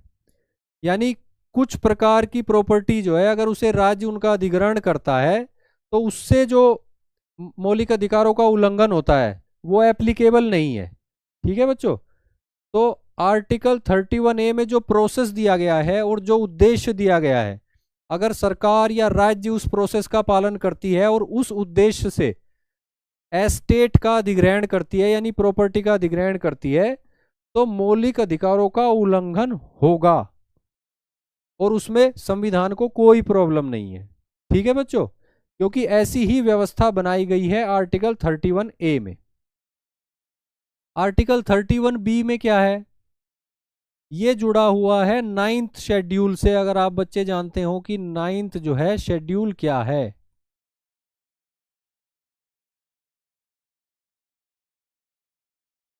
9th शेड्यूल यानी नवी अनुसूची एक ऐसी अनुसूची है जिसमें कुछ कानूनों और कुछ विनियमों को शामिल किया गया है और ऐसे कानूनों और ऐसे विनियमों को न्यायिक पुनरावलोकन से मुक्ति है, यानी न्यायिक पुनरावलोकन से वो फ्री है। ठीक है बच्चों, तो यहां पे बात यह है कि आर्टिकल 31B के अंतर्गत कुछ कानूनों को और कुछ विनियमों को अनुसूची 9 में शामिल किया जा सकता है। ठीक है बच्चों, और अनुसूची 9 में शामिल किए जाने का मतलब ही है कि मौलिक अधिकारों के लागू होने पर एक सीमा के रूप में कार्य करती है अनुसूची 9। ठीक है बच्चों, 9th शेड्यूल जिसका संबंध है आर्टिकल 31B से, 31B से। बच्चों क्लास पे फोकस करेंगे, आपस में बात नहीं करेंगे, क्लास बहुत इंपॉर्टेंट है।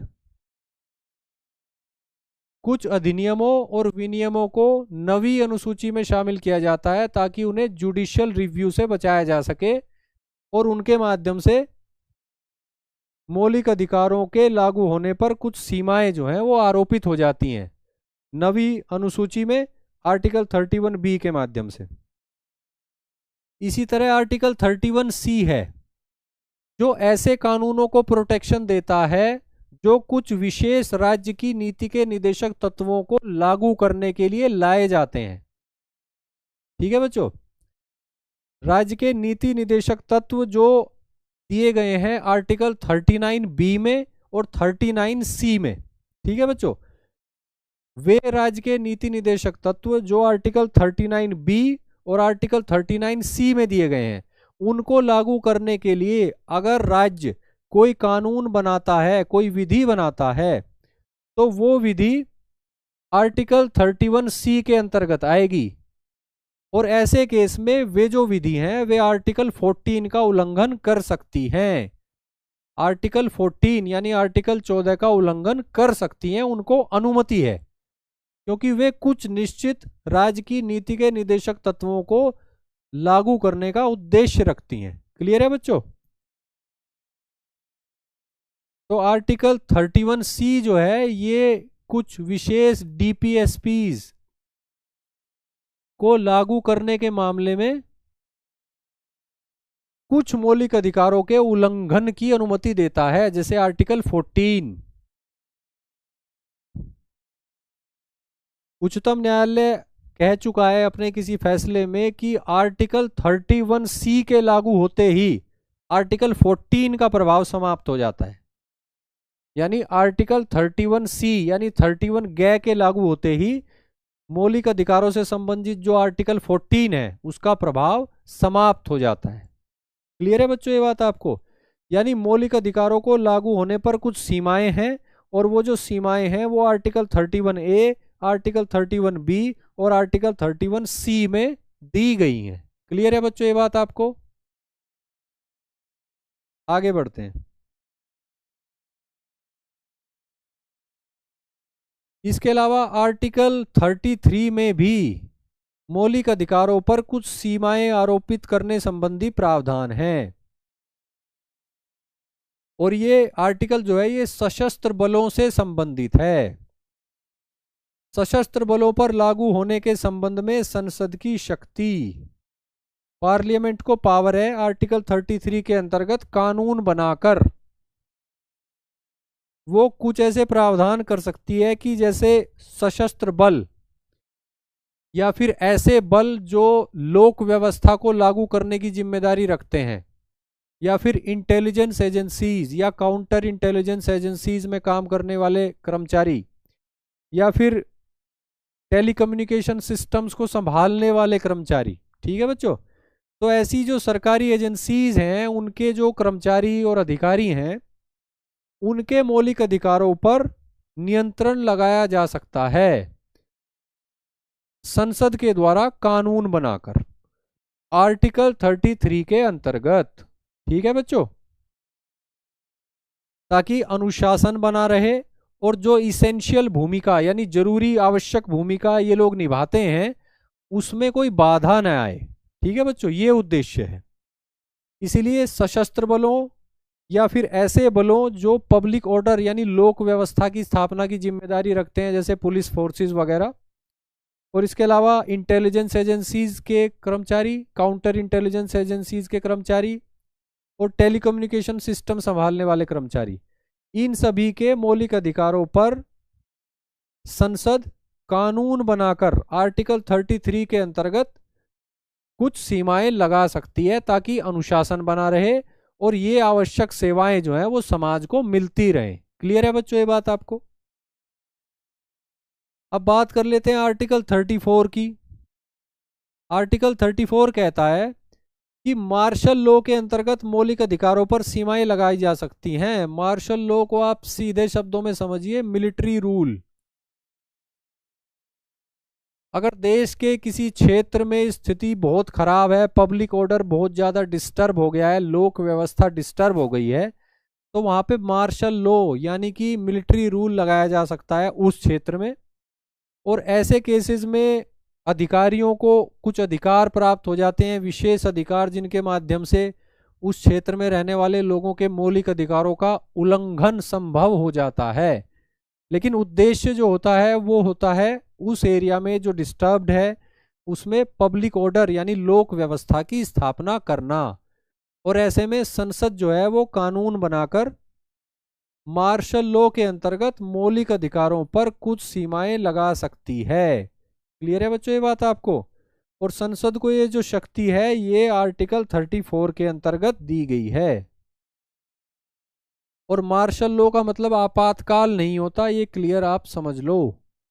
ठीक है बच्चों, मार्शल लॉ संबंधी कोई प्रावधान भारत के संविधान में नहीं है कि मार्शल लॉ कब लगाया जाएगा, कौन लगाएगा, इसकी डिटेल संविधान से बाहर है, संविधान में नहीं है। ठीक है बच्चों, आगे देखते हैं। अधिकतर जो मौलिक अधिकार है वे स्वयं लागू हो जाते हैं, लेकिन कुछ को विधि के द्वारा प्रभावी किया जाता है। क्लियर है बच्चों ये बात आपको? जैसे आर्टिकल 17 है जिसमें अस्पृश्यता पर प्रतिबंध लगाया गया है, छुआछूत पर, तो उसमें ये बात लिखी गई है कि संसद विधि द्वारा डिफाइन करेगी कि अगर कोई व्यक्ति ऐसी गतिविधि करता है तो उसके खिलाफ क्या दंडात्मक कार्रवाई होगी। यानी आर्टिकल 17 का लागू किया जाना संसद द्वारा बनाई गई एक विधि पर आधारित है। क्लियर है बच्चों ये बात आपको? इसके अलावा यहाँ आर्टिकल 33 में भी आप देख सकते हैं सशस्त्र बलों पर के मौलिक अधिकारों पर सीमाएं लगाई जा सकती हैं, लेकिन ये संसद की शक्ति पर छोड़ दिया गया है कि संसद कानून बनाकर ऐसा करे। ठीक है बच्चों, तो अधिकार भी और कुछ सीमाएं भी वो ऐसी हैं जो विधि के द्वारा प्रभावी होती हैं, विधि के द्वारा। जैसे आर्टिकल 17 संविधान का ये जो अनुच्छेद है और इसके अंतर्गत दिया गया जो मौलिक अधिकार है वो भारत की संसद द्वारा पारित अनटचेबिलिटी ऑफेंसेस एक्ट 1955 के द्वारा इंप्लीमेंट होता है। और यही बात यहाँ पर कही जा रही है कि अधिकतर अधिकार स्वयं लागू हो जाते हैं, लेकिन कुछ विधि के द्वारा ही प्रभावी किए जाते हैं। क्लियर है बच्चों? जैसे आप देखिए कि आर्टिकल 300A जो हमने अभी थोड़ी देर पहले देखा, संपत्ति का अधिकार, वो स्वयं लागू नहीं होता, उसके लिए विधि बनानी पड़ती है। ठीक है बच्चों, तो वो विधि के माध्यम से लागू होता है, विधि के माध्यम से प्राप्त होता है। तो यही बात यहां पर है। और ऐसी विधि बनाने का अधिकार जो है वो पार्लियामेंट को है किसी राज्य की विधायिका को नहीं है। पार्लियामेंट ऐसी विधि बनाती है ताकि पूरे देश में यूनिफॉर्मिटी के साथ वो लागू हो सके, एक रूपता के साथ वो लागू हो सके। शिवम जी एग्जैक्टली यही बात आप कह रहे हैं, वेरी गुड। विधानमंडल नहीं कर सकता, संसद ही करेगी, क्योंकि पूरे देश में यूनिफॉर्मिटी के साथ वो लागू हो सके इसलिए। अब हम पहुंचते हैं अनुच्छेद 12 पर, आर्टिकल 12। ठीक है बच्चों, इसमें दी गई है राज्य की परिभाषा, यानी स्टेट की परिभाषा। स्टेट क्या होता है? स्टेट, और वो भी इसी अध्याय के संदर्भ में, यानी भाग 3 के संदर्भ में। मौलिक अधिकारों वाला जो भाग 3 है भारत के संविधान का, पार्ट 3, उसके संदर्भ में स्टेट शब्द का क्या मतलब है, यानी राज्य का क्या अर्थ है। क्योंकि आप बार बार आर्टिकल्स में देखोगे, इस भाग के आर्टिकल्स में, उसमें लिखा हुआ है कि राज्य भेदभाव नहीं करेगा, राज्य सुनिश्चित करेगा, राज्य विशेष प्रावधान बनाएगा, राज्य जो है सीटें आरक्षित कर सकता है। ठीक है बच्चों, तो ये राज्य क्या है, स्टेट क्या है? भारत के संविधान के भाग 3 पार्ट 3 के संदर्भ में, मौलिक अधिकारों के संदर्भ में स्टेट वर्ड का क्या अर्थ है, स्टेट में क्या क्या आता है। तो यही जो राज्य है यानी स्टेट है, इसकी परिभाषा दी गई है अनुच्छेद 12 में। ठीक है बच्चों, आर्टिकल 12 में। भाग 3 के उद्देश्य से, जिसकी बात मैंने अभी की, भाग 3 के उद्देश्य से राज्य शब्द को परिभाषित किया गया है आर्टिकल 12 में। भाग 3 के उद्देश्य से राज्य शब्द को परिभाषित किया गया है, इसमें अनुच्छेद 12 में। ठीक है बच्चों, ये बात आपको क्लियर है? काफी महत्वपूर्ण आर्टिकल है भारत के संविधान का। क्या डिटेल है इस आर्टिकल में, क्या शामिल है राज्य में? राज्य में यानी स्टेट में क्या क्या शामिल है आर्टिकल 12 के अंतर्गत, वो एक बार हम देख लेते हैं। ठीक है बच्चों, केंद्र सरकार शामिल है, संसद शामिल है। ठीक है बच्चों, इसका क्या मतलब हुआ? यानी हमारी जो संघीय सरकार है उसका विधानसभा और उसकी कार्यपालिका, यानी केंद्र के स्तर पर जो सरकार है उसके 3 अंग हैं, कार्यपालिका, न्यायपालिका और विधायिका। ठीक है, राज्य की परिभाषा में उसकी कार्यपालिका शामिल है और विधायिका शामिल है। ठीक है बच्चों, न्यायपालिका शामिल नहीं है आर्टिकल 12 के अंतर्गत। क्लियर हुई? इसके अलावा राज्य में क्या शामिल है? इसके अलावा राज्य में राज्य सरकारें शामिल हैं और राज्य विधायिकाएं शामिल हैं। इसका फिर से क्या तात्पर्य हुआ कि राज्य के स्तर पर कार्यपालिका जो है वो शामिल है और राज्य के स्तर पर विधायिका जो है वो भी शामिल है। क्लियर हो गया बच्चों? अब तक हमने देखा कि राज्य की परिभाषा में केंद्र स्तर की विधायिका और केंद्र स्तर की कार्यपालिका शामिल है और राज्य स्तर की कार्यपालिका और राज्य स्तर की विधायिका शामिल है। क्लियर है? आगे देखते हैं और क्या क्या है।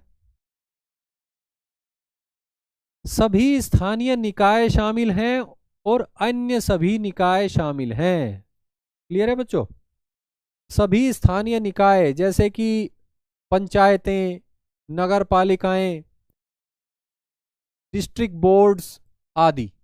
ठीक है बच्चों, तो सभी स्थानीय निकाय शामिल हैं, जैसे कि पंचायतें भी स्टेट का हिस्सा हैं, नगर पालिकाएं, डिस्ट्रिक्ट बोर्ड्स आदि, और अन्य सभी निकाय में वैधानिक निकाय भी आ जाएंगे और आपके गैर वैधानिक निकाय भी आ जाएंगे। ठीक है बच्चों, जैसे LIC जैसी बॉडीज आ जाएंगी, ONGC, सेल, ये सब भी आ जाएंगे। ठीक है बच्चों। अन्य सभी निकाय यानी कि वैधानिक निकाय भी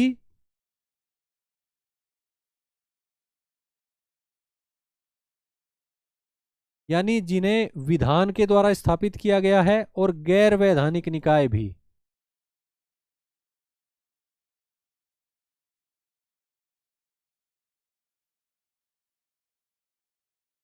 ठीक है बच्चों। एम लक्ष्मीकांत बुक में कुछ उदाहरण दिए गए हैं, जैसे कि LIC, जैसे ONGC, जैसे सेल। ठीक है बच्चों। अब यहाँ पे बात यह है कि केंद्र सरकार तो क्लियर है, संसद क्लियर है, राज्य सरकारें भी क्लियर है, राज्य विधायिकाएं भी क्लियर है। अनेक बार न्यायालयों में केस जा चुका है, मामला जा चुका है, सुप्रीम कोर्ट में भी, हाई कोर्ट में भी, कि ये जो सभी स्थानीय निकाय में क्या क्या है। स्थानीय निकायों में सभी निकाय तो क्या क्या शामिल है, और सबसे ज्यादा जो अस्पष्ट बात यहाँ पर है वो है अन्य सभी निकाय। इस पर जुडिशरी ने, न्यायपालिका ने बहुत बार विचार किया है, और इसकी डेफिनेशन को काफी एक्सपेंड किया है, कई सारी चीजों को इसमें शामिल किया है। ठीक है बच्चों। अन्य सभी निकाय में क्या क्या आता है, ये प्रश्न न्यायपालिका कई बार इसका सामना कर चुकी है, और इसका उत्तर दे चुकी है, और अपनी ही बताई गई बात को एक्सपेंड कर चुकी है कई बार। ठीक है बच्चों। तो वर्तमान स्थिति यह है कि इसमें वैधानिक निकाय भी आता है और गैर वैधानिक निकाय भी आते हैं। अब आप ये बात सोच सकते हैं, कुछ बच्चे अगर ध्यान से पढ़ रहे हैं तो सोचेंगे कि सरकारों के कार्यपालिका अंग और विधायिका अंग शामिल हैं, तो न्यायपालिका अंग शामिल नहीं है क्या? क्या केंद्र के स्तर पर जो न्यायपालिका है वो राज्य नहीं है? क्या राज्य के स्तर पर जो न्यायपालिका है वो राज्य नहीं है? बच्चों, इसका उत्तर ये है कि सुप्रीम कोर्ट ने अपने ही एक फैसले में ये बात कही है कि न्यायालय जब प्रशासनिक दायित्व निभाता है तब वो राज्य का हिस्सा माना जाएगा। ठीक है बच्चों। लेकिन जब न्यायालय अपना न्यायिक दायित्व निभाता है उस समय वो राज्य का हिस्सा नहीं माना जाएगा। ठीक है बच्चों। जैसे सुप्रीम कोर्ट है, हमारी जो न्यायिक व्यवस्था है उसके शीर्ष पर बैठी हुई है सुप्रीम कोर्ट। ठीक है। तो सुप्रीम कोर्ट जो है वो न्यायिक दायित्व तो निभाती ही है, जिससे हम परिचित हैं। इसके अलावा सुप्रीम कोर्ट जो है वो न्यायिक व्यवस्था से जुड़ा हुआ प्रशासनिक कार्य भी देखती है, एडमिनिस्ट्रेटिव रेस्पॉन्सिबिलिटी भी निभाती है। तो ऐसे केस में जब हमारे न्यायालय एडमिनिस्ट्रेटिव रेस्पॉन्सिबिलिटी निभाएं, प्रशासनिक दायित्व, तब वो राज्य माने जाएंगे, और जब वो अपना न्यायिक दायित्व निभाएं तब वो राज्य नहीं माने जाएंगे। ठीक है बच्चों, ये बात क्लियर है। ये बात अनुच्छेद 12 में नहीं लिखी गई है, ये सुप्रीम कोर्ट के एक डिसीजन जजमेंट में है। ठीक है बच्चों, जो कानून की तरह इंप्लीमेंट होते हैं। बच्चों, अभी तो कई स्लाइड बची हुई हैं, थोड़ा सा पेशेंस रखिए, धैर्य रखिए, ठंडा पानी पीजिए। राज्य की विस्तृत परिभाषा दी गई है। क्लियर है बच्चों। अनुच्छेद 12 में राज्य की विस्तृत परिभाषा दी गई है, और सुप्रीम कोर्ट ने इसे और एक्सपेंड कर दिया है। और इसके बाद स्थिति क्या है कि अगर इस विस्तृत परिभाषा के अंतर्गत आने वाले राज्य का कोई भी अंग या कोई भी संस्थान फंडामेंटल राइट का उल्लंघन करता है तो न्यायालय में चुनौती दी जा सकती है। क्लियर है बच्चों ये बात। सुप्रीम कोर्ट ने तो अपने फैसले में यहां तक कहा है कि निजी इकाई यानी प्राइवेट बॉडी भी राज्य के अंतर्गत आएगी अगर वह राज्य की संस्था का कार्य कर रही है। यानी अगर कोई प्योरली प्राइवेट बॉडी भी है लेकिन वो राज्य के साथ मिलकर राज्य की किसी संस्था का कार्य कर रही है, राज्य की संस्था की भूमिका निभा रही है, यानी वो पब्लिक रोल प्ले कर रही है, लोक भूमिका निभा रही है, तो ऐसी निजी इकाई भी मानी जाएगी कि वो राज्य का हिस्सा है। अगर वो मौलिक अधिकारों का उल्लंघन करती है तो उसके खिलाफ नागरिक जो है वो न्यायालय में जा सकते हैं। क्लियर है बात ये बच्चों। आगे बढ़ते हैं।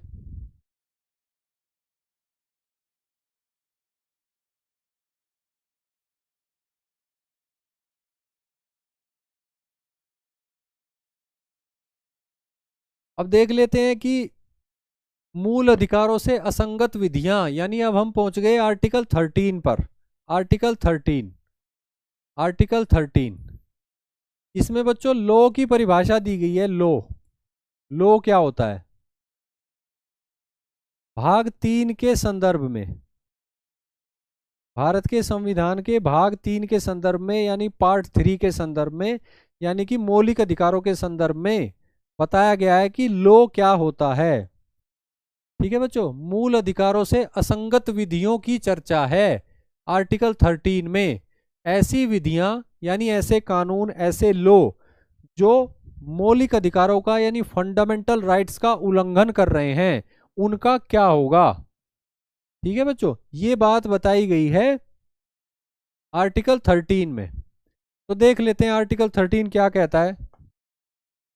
उसके बाद आर्टिकल 14 करेंगे और बस आप आराम कर पाएंगे।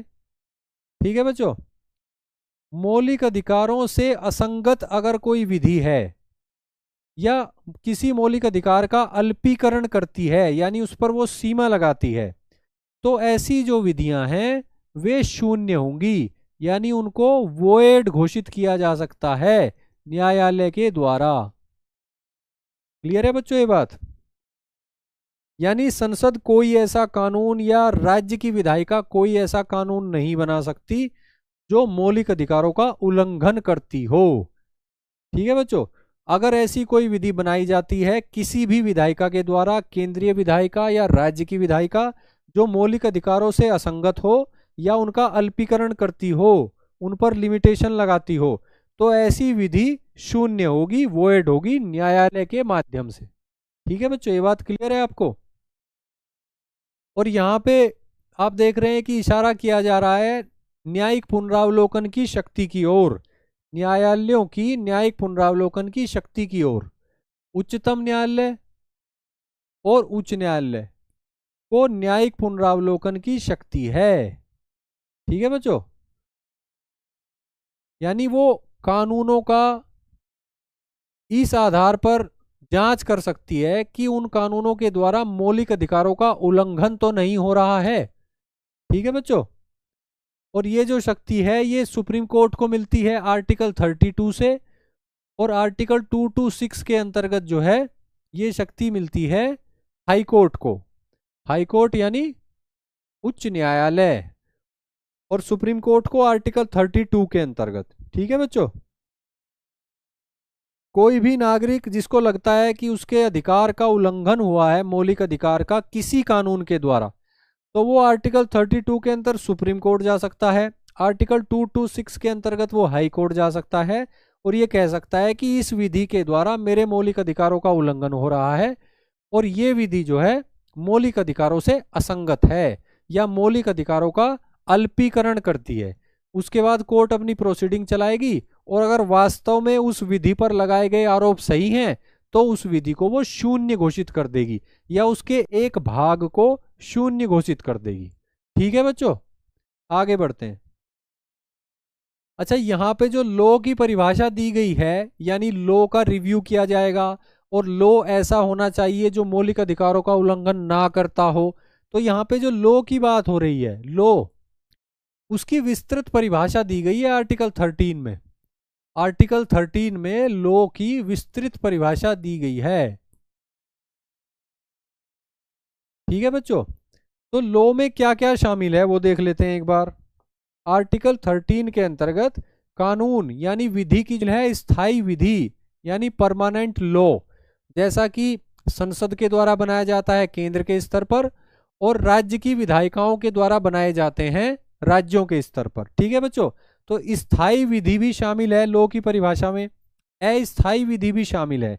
अस्थायी विधि का मतलब हो गया अध्यादेश, जो स्थायी नहीं रहते, कुछ निश्चित समय के लिए ही लागू होते हैं। तो अध्यादेश चाहे वो राष्ट्रपति के द्वारा निकाला गया हो चाहे किसी राज्यपाल के द्वारा निकाला गया हो, अध्यादेशों को भी अस्थायी विधि कहते हुए लॉ की परिभाषा में शामिल किया गया है आर्टिकल 13 के अंतर्गत।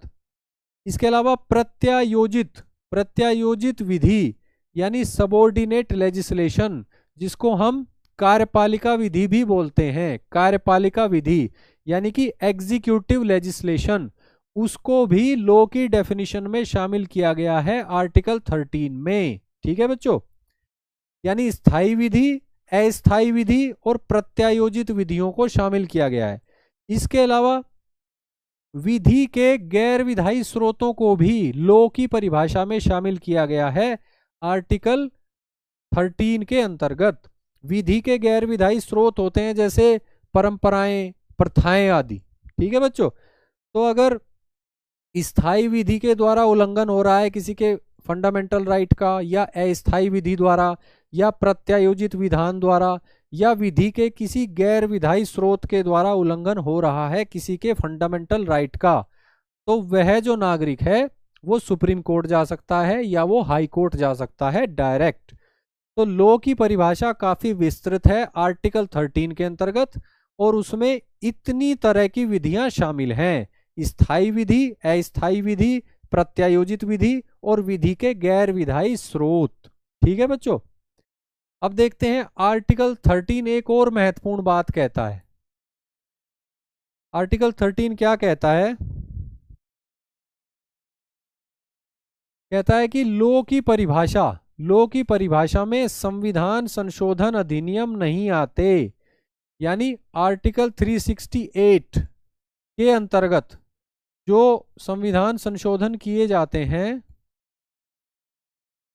आर्टिकल 368 के अंतर्गत जो संविधान संशोधन किए जाते हैं, संविधान संशोधन अधिनियम लाए जाते हैं, वे लॉ की परिभाषा में नहीं आते आर्टिकल 13 के अंतर्गत। ये बात लिखी गई है आर्टिकल 13 में, संविधान में।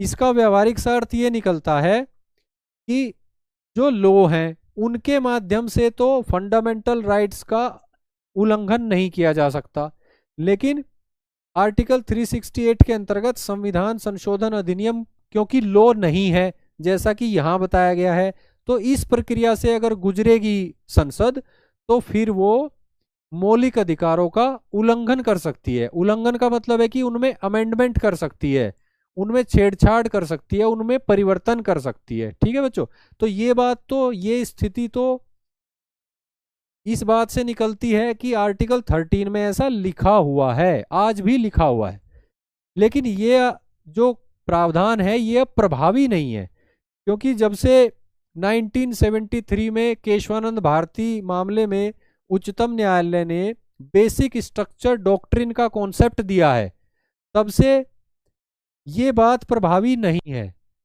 तब से प्रभावी जो बात है वो ये है कि संसद को आर्टिकल 368 के अंतर्गत अधिकार है कि वो मौलिक अधिकारों वाले अध्याय में भी संशोधन कर सकती है, लेकिन बेसिक स्ट्रक्चर डॉक्ट्रिन यानी कि संविधान की मौलिक संरचना से संबंधित किसी आर्टिकल या आर्टिकल के किसी भाग में छेड़छाड़ नहीं होनी चाहिए। और अगर ऐसा हुआ है या ऐसा नहीं हुआ है, ये निर्णय किया जाएगा न्यायपालिका के द्वारा।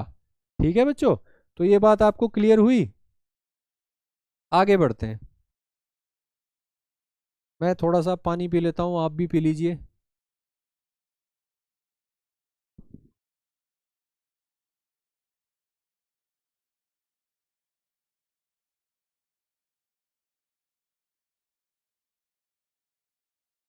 आर्टिकल 14 पे आ जाते हैं।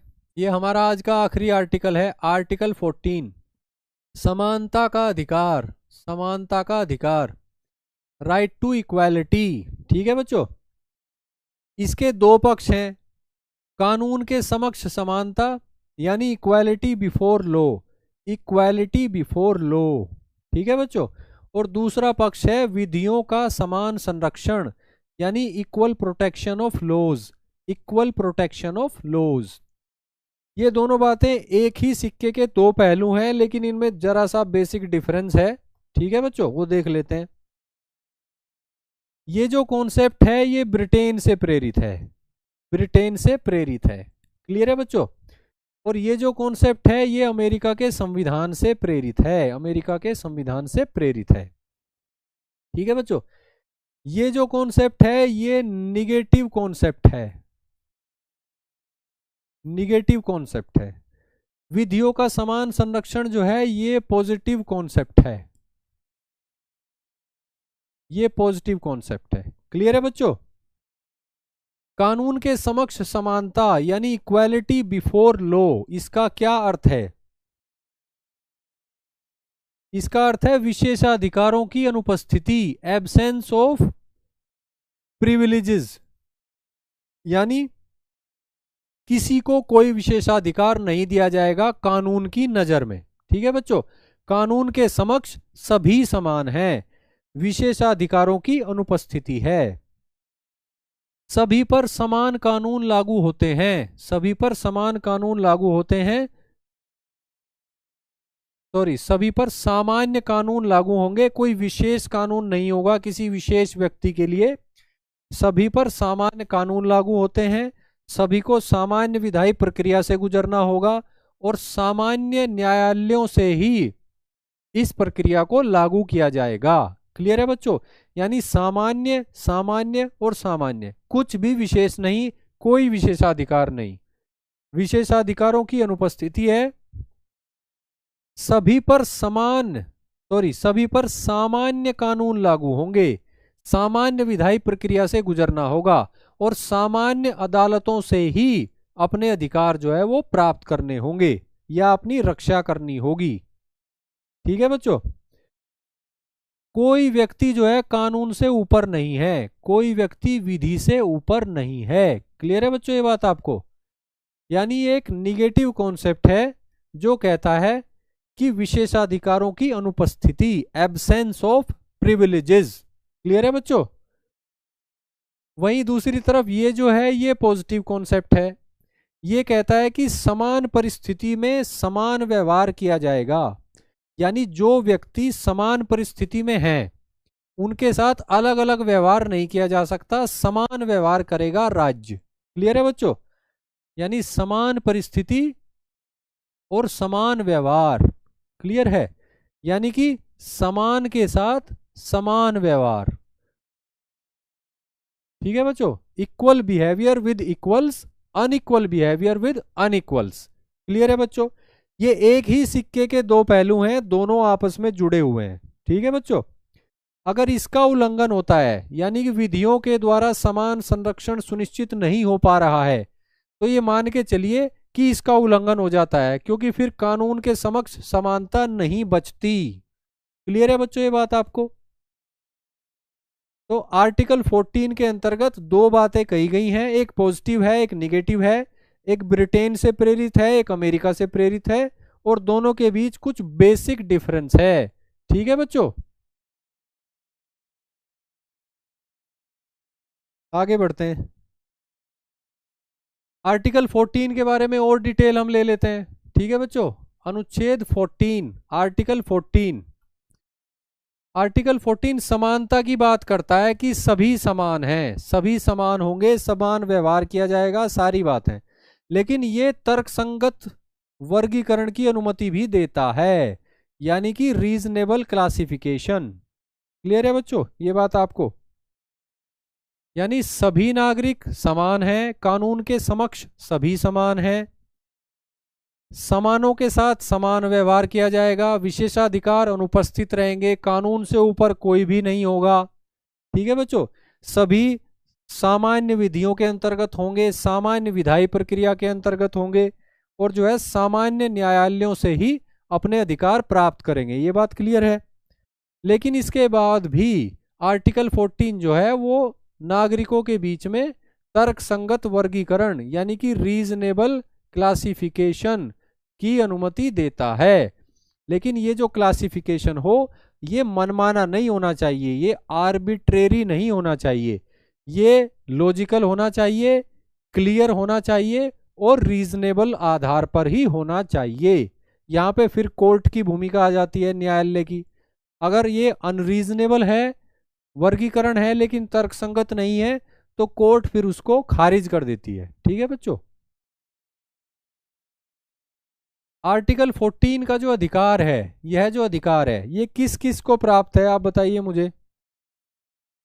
ये नागरिकों को प्राप्त है, ये विदेशियों को भी प्राप्त है, और इसके साथ साथ ये वैधानिक व्यक्तियों को भी प्राप्त है। ठीक है बच्चों? नागरिकों के बारे में तो आप जानते हो, विदेशियों को भी आप जानते हो, एलियंस। वैधानिक व्यक्ति यानी लीगल पर्सन, इसके बारे में कौन जानता है, मुझे बताइए। लीगल पर्सन कौन होता है?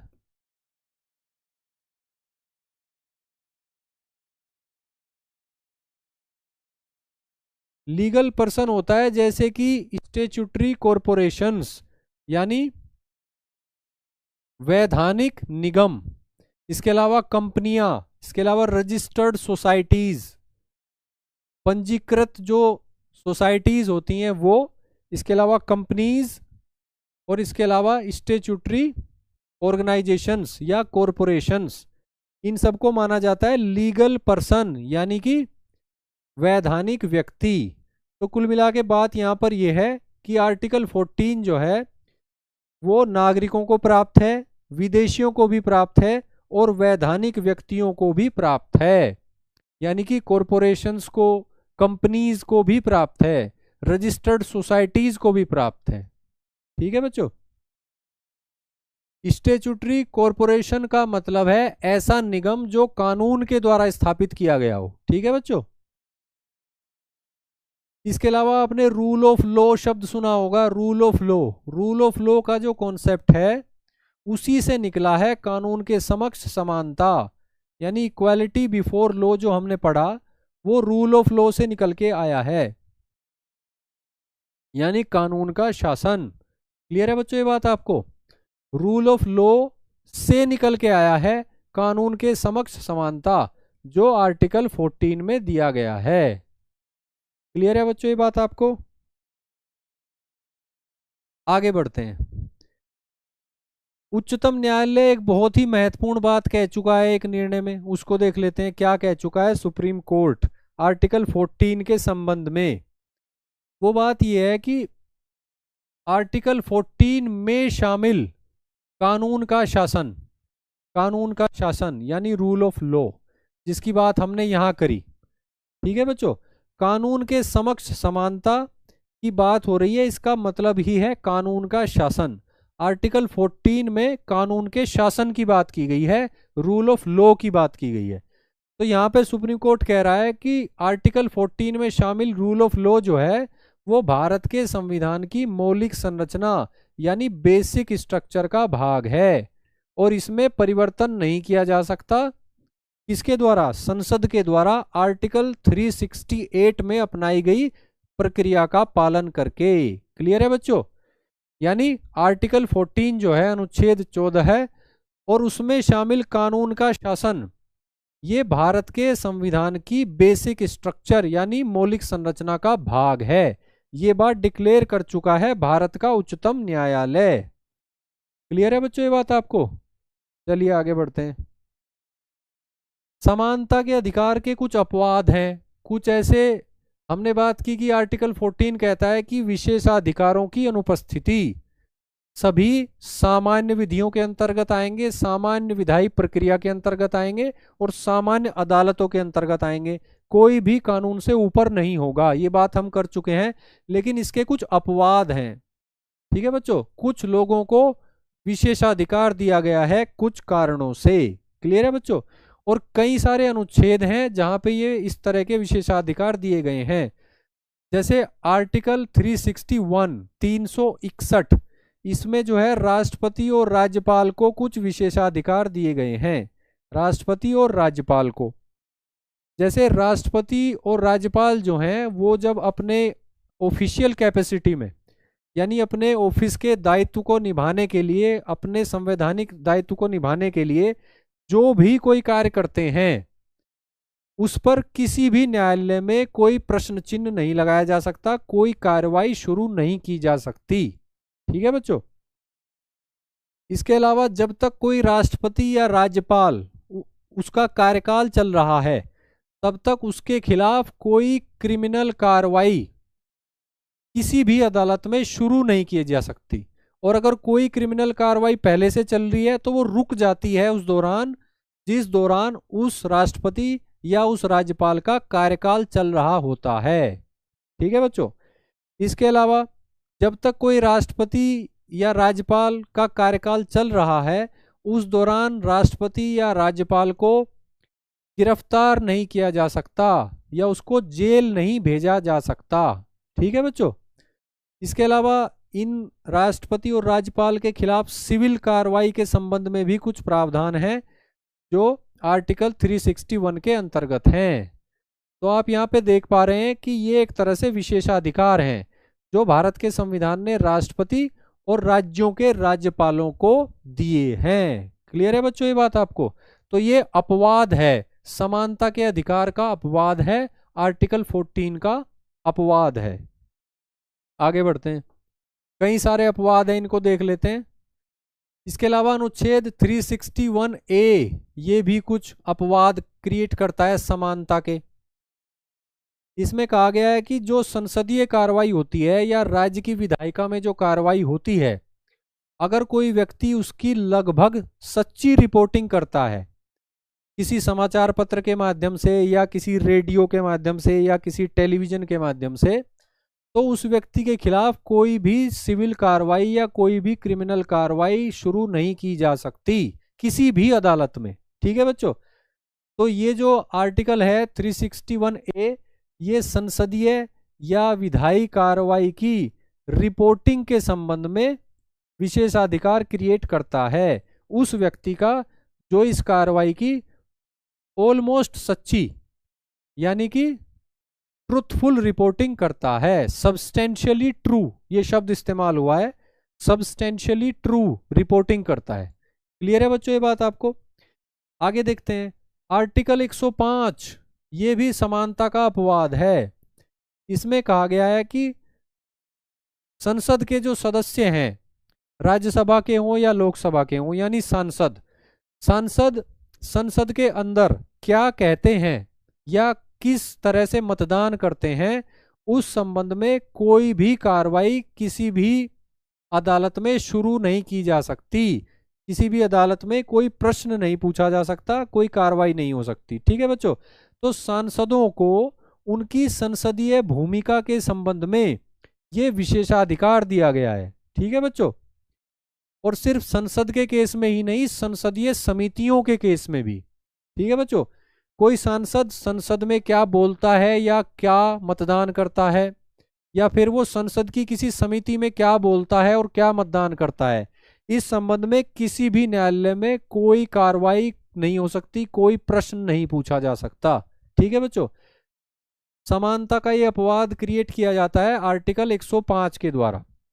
और इसी तरह का जो समानता का अपवाद है वो विधायकों के संबंध में क्रिएट करता है आर्टिकल 194। आर्टिकल 194 आर्टिकल 194 क्या कहता है कि विभिन्न राज्यों की जो विधायिकाएं हैं और उनके जो सदस्य हैं जिनको हम विधायक बोलते हैं, तो विधायक जो है वो विधानसभा में या विधान परिषद में क्या कहता है या किस तरह से मतदान करता है, इस संबंध में कोई भी कार्रवाई, अदालती कार्रवाई किसी भी अदालत में विधायकों के विरुद्ध नहीं की जा सकती, शुरू ही नहीं हो सकती। ठीक है बच्चों। तो ये आर्टिकल जो 194 है ये विधायकों को उनकी विधायी भूमिका के संबंध में एक तरह से विशेषाधिकार दे रहा है। ठीक है बच्चों। तो ये सभी समानता के अपवाद हैं जो भारत के संविधान के विभिन्न अनुच्छेदों में दिए गए हैं। इसके अलावा अब हम पहुंचते हैं अपनी आखिरी स्लाइड पर। ठीक है बच्चों। इसमें भी समानता के कुछ अपवाद दिए गए हैं, समानता के अपवाद ही इसमें भी दिए गए हैं, इनको देख लेते हैं। ठीक है बच्चों। हम देख चुके हैं कि अनुच्छेद 31C जो है उसकी बात हम कर चुके हैं, वही बात हम फिर से करेंगे। अनुच्छेद 30C जो है वो कहता है कि अगर कुछ निश्चित राज्य के नीति निदेशक तत्वों को लागू करने के लिए कानून बनाया जाता है तो वो आर्टिकल 14 का उल्लंघन नहीं माना जाएगा। ठीक है बच्चों। यानी आर्टिकल 31C जो है वो कह रहा है कि राज्य की नीति के निदेशक तत्वों को लागू करने के उद्देश्य से अगर कानून बनाया जाता है तो ऐसा कानून जो है वो आर्टिकल 14 का उल्लंघन कर सकता है। यानी आर्टिकल 14 के अंतर्गत कानून के समक्ष समानता का उल्लंघन कर सकता है। ठीक है बच्चों। और वे कौन से directive principle of state policy हैं जिनको लागू करने के लिए आर्टिकल 31C में ये विशेषाधिकार दिया गया है। वो है आर्टिकल 39B और 39C। ठीक है बच्चों, इनमें जो डीपीएसपी दिए गए हैं, आर्टिकल 39B और आर्टिकल 39C में जो राज्य की नीति के निदेशक तत्व यानी कि directive principle of state policy दिए गए हैं, उनको लागू करने के लिए अगर कोई कानून बनाया जाता है तो उस कानून को प्रोटेक्शन है, उस कानून को प्रोटेक्शन है आर्टिकल 14 से, आर्टिकल 14 से। किस अनुच्छेद के अंतर्गत? अनुच्छेद 31C के अंतर्गत, आर्टिकल 31C के अंतर्गत। ठीक है बच्चों, आगे बढ़ते हैं। इसके अलावा किसी भी देश में जो दूसरे देशों के सोवरन लीडर्स आते हैं, जैसे कि राष्ट्रपति हो गए, प्रधानमंत्री हो गए, इसके अलावा एम्बेसडर्स जैसे राजदूत, और इसके अलावा डिप्लोमेट्स जैसे कूटनीतिज्ञ, इनको जो है किसी भी जिस देश में ये हैं, जिस देश में जा रहे हैं या जिस देश में इनकी पोस्टिंग है, उस देश में इनके अगेंस्ट कोई भी सिविल या क्रिमिनल कार्रवाई नहीं की जा सकती। क्लियर है बच्चों? यानी मान के चलिए जैसे भारत है और भारत में किसी देश का राष्ट्रपति या प्रधानमंत्री आ रहा है, या विभिन्न देशों के राजदूत मौजूद हैं, या विभिन्न देशों के डिप्लोमेट मौजूद हैं, तो अगर उनसे कोई क्राइम हो भी जाता है आपराधिक नेचर का या सिविल नेचर का, तब भी उनके खिलाफ कोई कार्रवाई सिविल नेचर की या क्रिमिनल नेचर की शुरू नहीं की जा सकती। ठीक है बच्चों, इनको मुकदमों से, सिविल मुकदमे और क्रिमिनल मुकदमे, दोनों तरह के मुकदमों से मुक्ति है, यानी इम्यूनिटी है। इम्यूनिटी, इसको बोलते हैं इम्यूनिटी।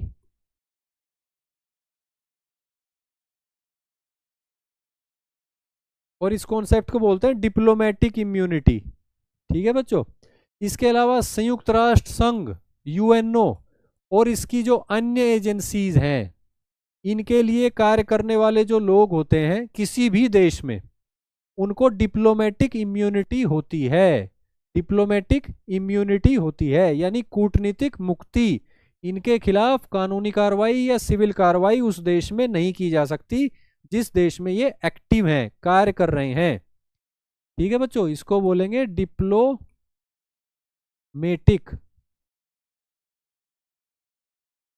इम्यूनिटी।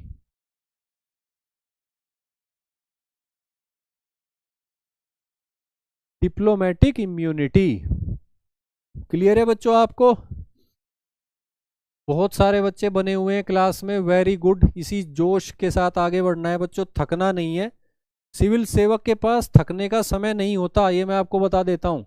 अभी आप तैयारी कर रहे हैं, उसके बाद आप सेलेक्ट हो जाओगे, बहुत काम करना पड़ता है, बहुत काम करना पड़ता है।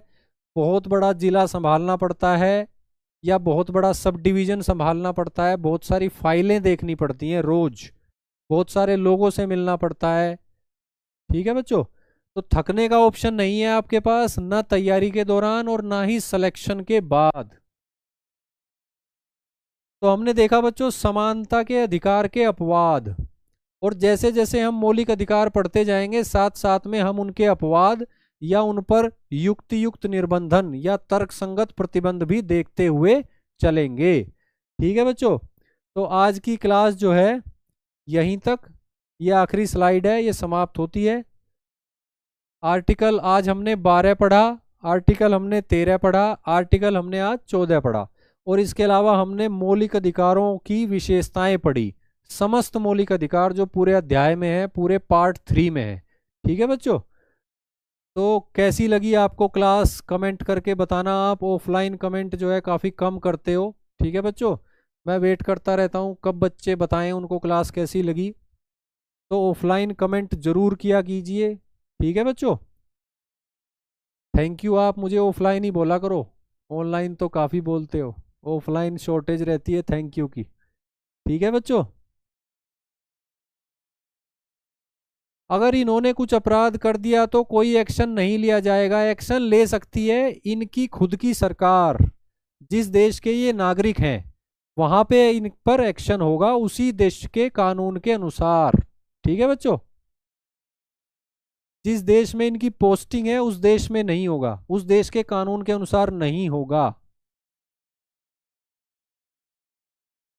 ठीक है बच्चों, सभी को सादर प्रणाम, थैंक यू वेरी मच। कल फिर मिलेंगे, इनफैक्ट कल तो नहीं मिलेंगे, अब मिलेंगे मंडे को। ठीक है बच्चों, मंडे को मिलेंगे, 2 दिन आपके पास हैं, सैटरडे और संडे। इस दौरान जो पढ़ाया गया आपको इस हफ्ते, इस सप्ताह, वो सारा आपको देखना है, वीडियोस दोबारा देखनी है बहुत ध्यान से, पीडीएफ डाउनलोड करनी है, प्रिंट आउट निकालने हैं, स्पाइरल बाइंडिंग करवानी है और उसको अपने पास रखना है, बार बार पढ़ना है। ठीक है बच्चों, अगर आप किसी भी चैप्टर की स्ट्रक्चर को समझ जाते हैं, उसको माइंड में बिठा लेते हैं, तो फिर उस स्ट्रक्चर को शब्दों के रूप में ढालना या गद्यांश का रूप देना उतना मुश्किल नहीं है। जैसे ही आप पढ़ते जाओगे तो आपकी कैपेसिटी माइंड की डेवलप होती जाएगी और उसके बेस पे आप पॉइंट्स से गद्यांश बनाना, गद्यांश से पॉइंट्स निकालना, ठीक है, गद्यांश में से इस तरह का फ्लो चार्ट बनाना, फ्लो चार्ट को गद्यांश का रूप देना, इसकी प्रैक्टिस हो जाएगी आपके माइंड को, वो खुद ही करने लगेगा। ठीक है बच्चों, तो इसी लेवल पर पहुंचना है।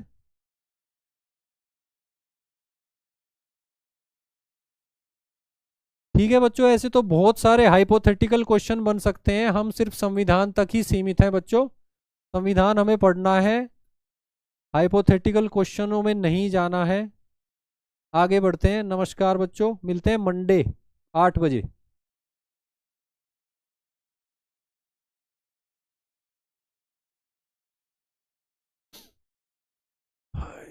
कमरे की